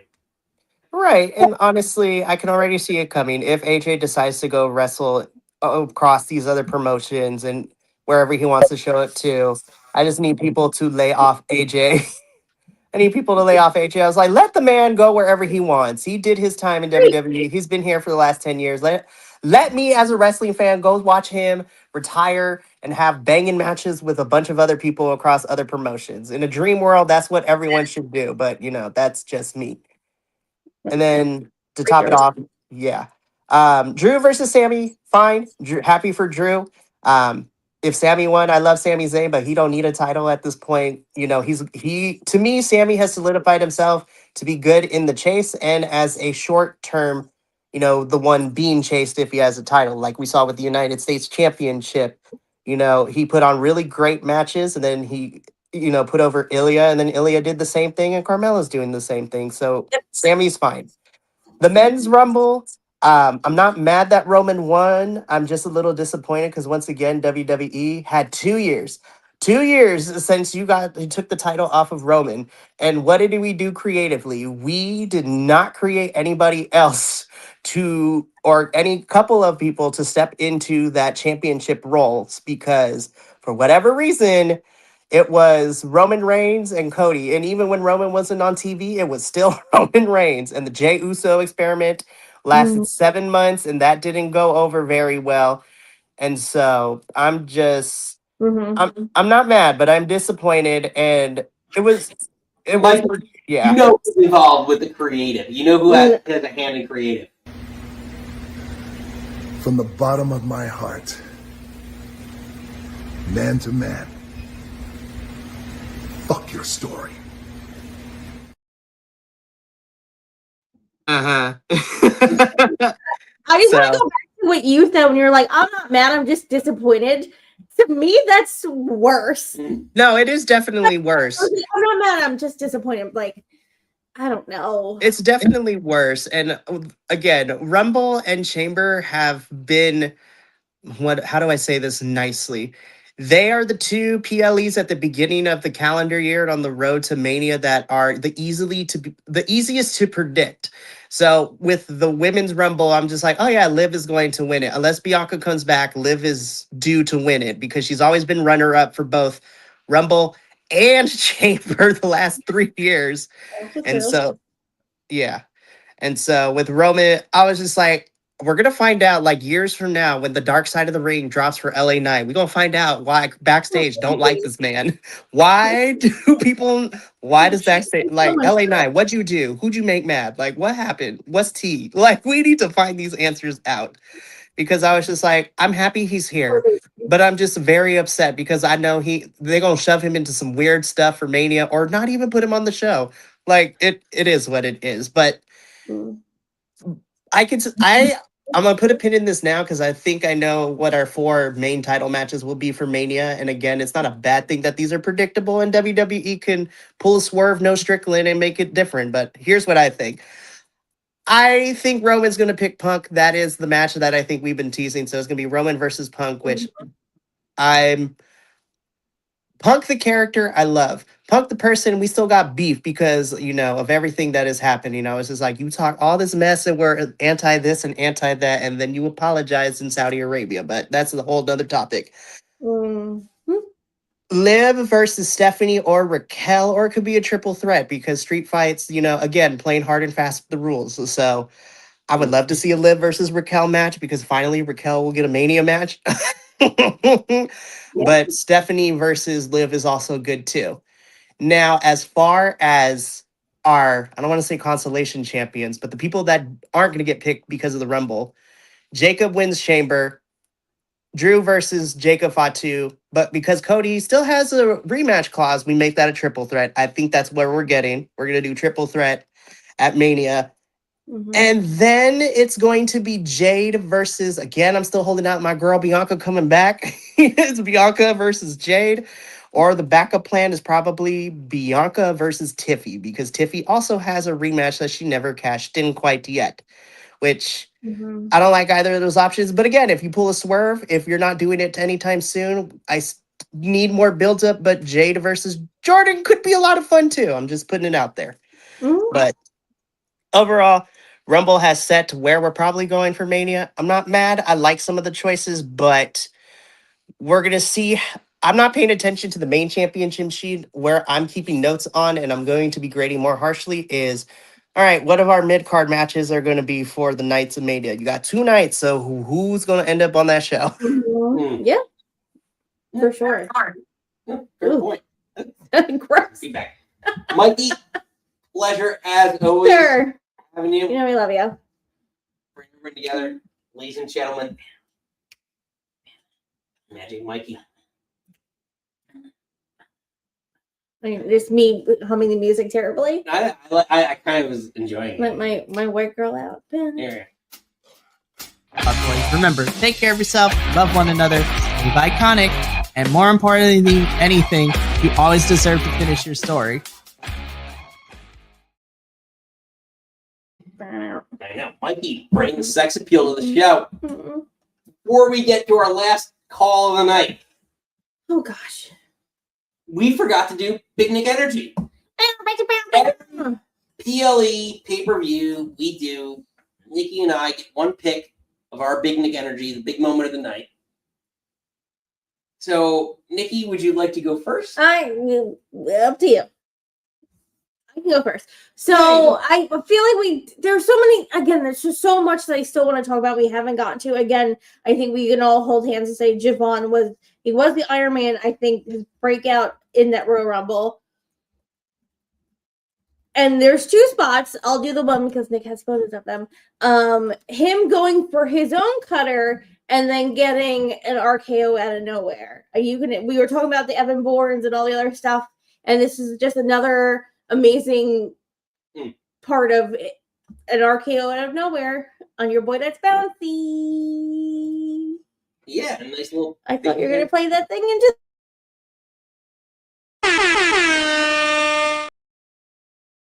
Even though the pop up Samoan drop, the height that Jacob threw him, and you just see it, like it's just like him splayed out, and then into the Samoan drop. But I know. Shout out to Javon. 21. God, what a little sweet little pickle baby.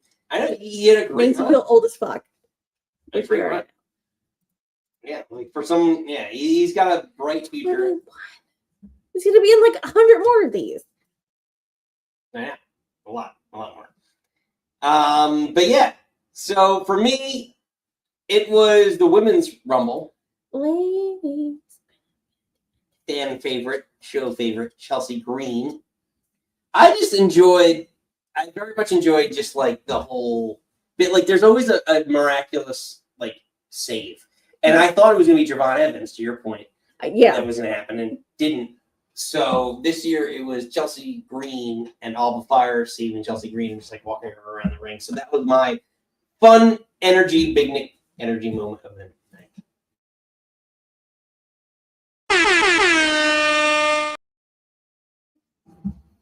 But yeah, nice couple fun moments. I thought there might be a little bit more crazy spots or anything like that. Mikey, you never have to apologize to us ever on the show. Yeah, right. Again, ramble with us forever. Yeah, we all ramble. What do you watch This the is your first time watching this show, and it's just ramble. I love it. Came up. It was like, my favorite quote from Bill Burr is like, "I'm just the loud guy at the bar." And I feel like that's my gimmick here. It's like I'm just a loud guy at the bar. So come ramble with us anytime, baby. Well, we got one guy at the bar. It's always at the bar. Nikki. Say his name and he appears. I believe in Steven.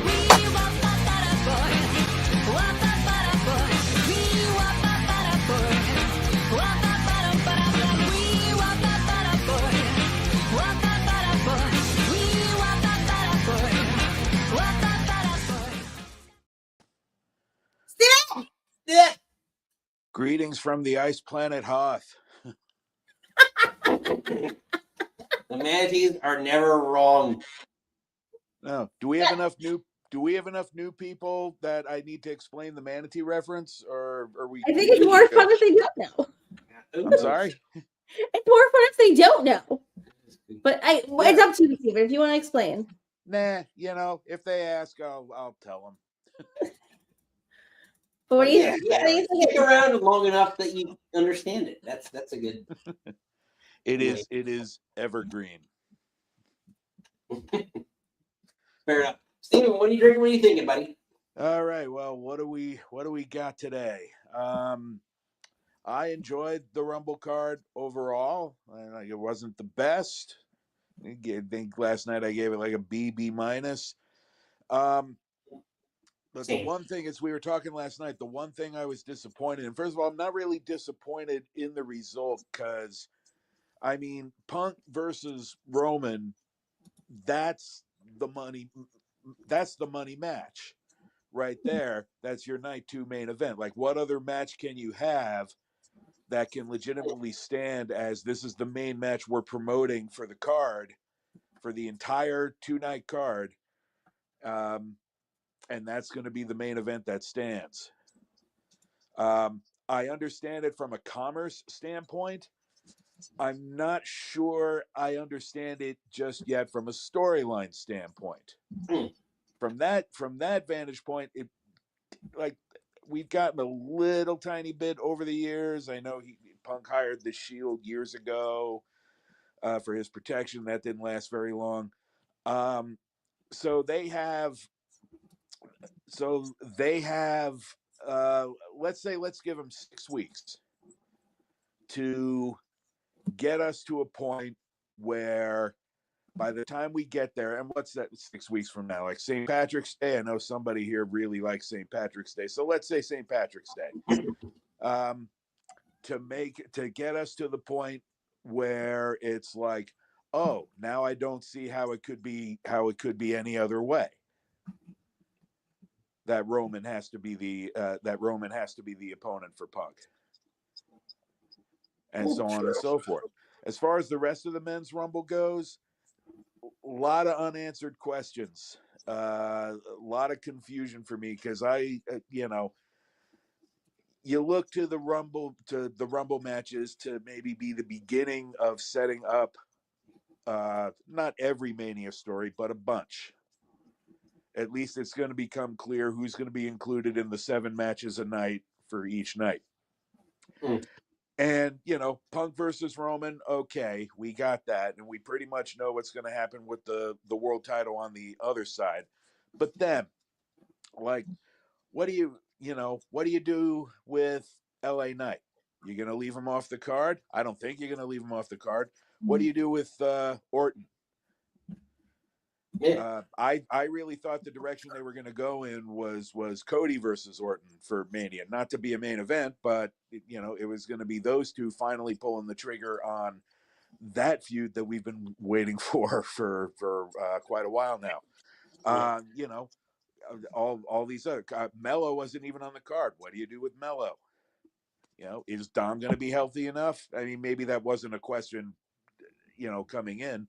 What do you do with Sammy now? Who do you put Sammy against? You're going to leave Sammy off the card? And, Gunther's another one. I honestly thought that they were going to go in the direction of Gunther versus Roman, because from what I saw, Roman's contract ends at Mania this year. So Gunther will retire Roman, and that's going to be the big level match. Maybe they can still Gunther, and I disagree with who was that earlier, Sean, who said Drew is the top heel in the company right now. I think it's Gunther. And you're gonna take your. They're different heels. They're different heel archetypes. I'd argue that They are. Heat, in terms of reaction, Drew, Gunther has way bigger reaction. Like if you're just basing it off reaction, then yes. Like because whether it's you're cheering him or booing him, Gunther has the biggest reaction of anybody. Like Drew, he has a bigger reaction than Drew. I agree. I agree. But now what do you do with him for Mania? He retired AJ. He's obviously not gonna be fighting Roman one-on-one. Who are you gonna put him against? Who else is, around the same situation that AJ was and Cena was? Shinsuke? No. Ray shouldn't be. Ray's last match shouldn't be Gunther. Well, to my point though, maybe he has a couple and not to diminish Shinsuke or Ray, but maybe they're considered some mid, not Rey Mysterio per se, but a mid card person. Like I said, R-Truth, maybe Shinsuke, because his WWE lore is not really that big. Maybe he's that type of person that it doesn't really matter for him to go out on his back to Gunther in a mid card, on, not to say on a SmackDown, but on a random, on a important Raw. Yeah. No, I agree, but I mean, he should be able to have a Mania level match, another one like this where if Gunther beats him, the opponent retires. I mean, is that going to be Jericho so soon? I don't think that's a Mania. With all respect to Y2J, I don't think that's a Mania level match. So what are you going to do with him? We all know that it's all but certain he's going to face Brock for SummerSlam, but it's February. We've got time for that. What are you going to do with all the tag teams? You're going to screw them out of a spot on the card again? Probably. I don't know. Women's Rumble, kind of less of that. More of my concern is, how many people are going to end up getting left off the card? Are they going to stick to their 2 women's matches a day for Mania thing? And we already pretty much know what 3 of the matches are going to be. Jade versus, either Bianca or Tiffany as the backup plan, or maybe Jordan. Becky versus AJ Lee. Liv versus Stephanie and or the other Judgment Day ladies, and then who's your 4th match? I mean, it's been discussed a bunch. Is going to be Asuka versus Kairi? I don't think so. Whether or not it's not a case of whether any of these matches deserve to be Mania matches. We know a lot of them deserve to be Mania matches. Well, there's only so much space on the card. You're going to have Rhea versus Io be that 4th match. Well, that's the question. Would Rhea Io or Charlotte Bliss be the other match, versus Kairi Asuka, which probably has a bigger build than some of those other ones, but still, you have those 3 matches. To your point, how do you decide between those 3? Honestly, Andrew bring up the chat. You have to do a multi. What they should have done, that TLC match for the men's that should have been on Mania, then have the women do it this year. Fucking throw everybody in there. Mama makes some money. Go. I don't see how you don't do that at this point, because you have a lot of top stars involved in tag teams. But then you're gonna what are you gonna leave Bayley off the card again as a healthy scratch? Even though I'm pretty sure they all know she's gonna be gone at the end of the year and she's gonna go to the store across the street. Watch Um, Bailey and AJ be in AEW, but in 6 months. Interesting. 6 months. Yeah. Bailey's I leaving. mean, are you gonna leave Charlotte and Alexa and all these other top names off the card? You kind of have to do a big tag team ladder match, and even then, you're gonna be leaving some people off the card who don't have tag teams. Hmm. And if you're gonna do that though, and have a tag team ladder match, you have to do what they did with Zack Ryder several years ago and make Chelsea and Alba Fire the winners. Just straight out of nowhere. Thank you for the goofy stuff. Thank you, thank you for being a loyal employee. Here's a belt. Here's a Mania moment. Yeah. And go beat tag champs for a little while. I don't know. Like I said, it's less uncertain with the women, but the obvious solution would be give them more matches. We all know that's not going to happen though. Yeah. And I'm not even counting if they do the battle royals on the previous SmackDown again. If that's even going to still be a thing. I don't think they did the women's one last time. Oh yeah, the Andre and what is the women's one? Maya. No, it was just the women's because they wanted to name it after Moolah, and everyone's like, "Fuck Moolah." So it was just the women's. Yeah. So I mean, I'm hoping we get some answers. I mean, there have been some long rumored matches that are going to be like Finn versus Dom for the IC title. Is something I see happening to coincide with the being the culmination of the end of the Judgment Day. There's going to be something or other involving the Vision. Who knows? There's just only so much space to go around, and I know they've got a bunch of weeks, but other than the couple of matches, there's not much in the way of clarity at all. Brock versus Oba, so Brock can bury Oba because Brock does not lose to brand new talent. No sold Ilya. That was the whole thing. Yeah. So I don't know. We'll see. There's a lot. Yeah, we can get into. Well, I guess we'll see with Brock Oba and where it could be LA Knight or theoretically Cody Rhodes. There's a million different. There's a lot of different direction. Like we said this earlier.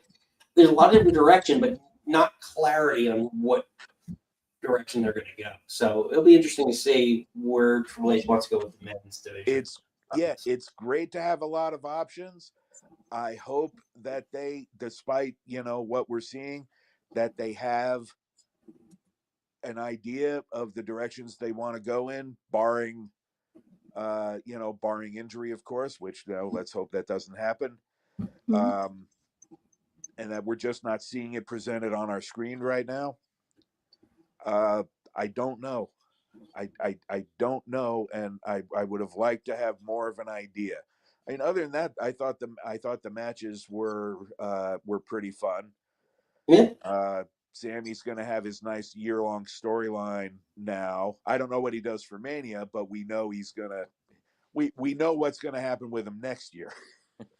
Yeah. But not this year, which is a strange thing. Yeah. Well, we'll see. Steven, before we leave, last shot.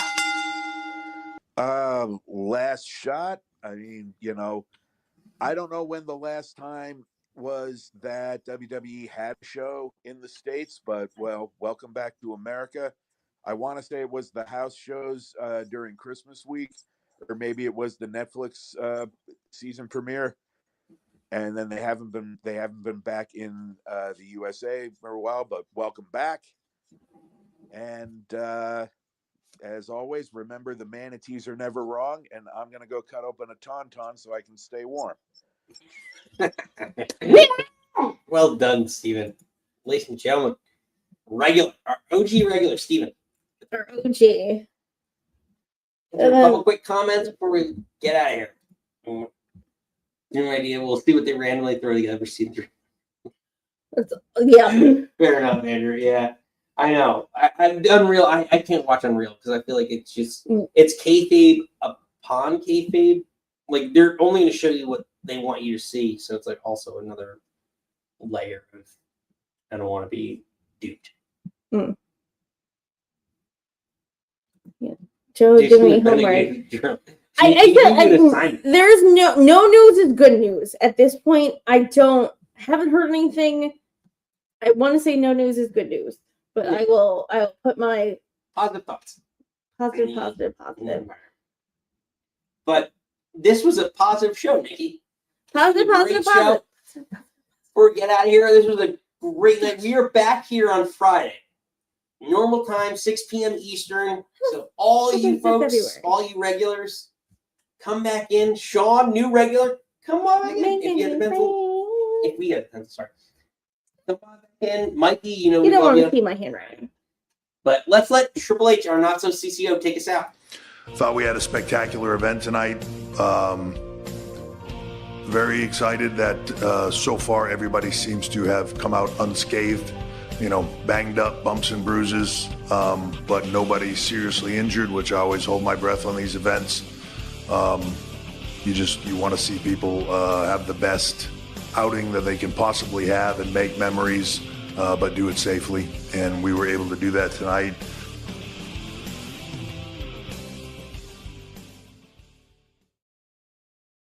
Love you guys.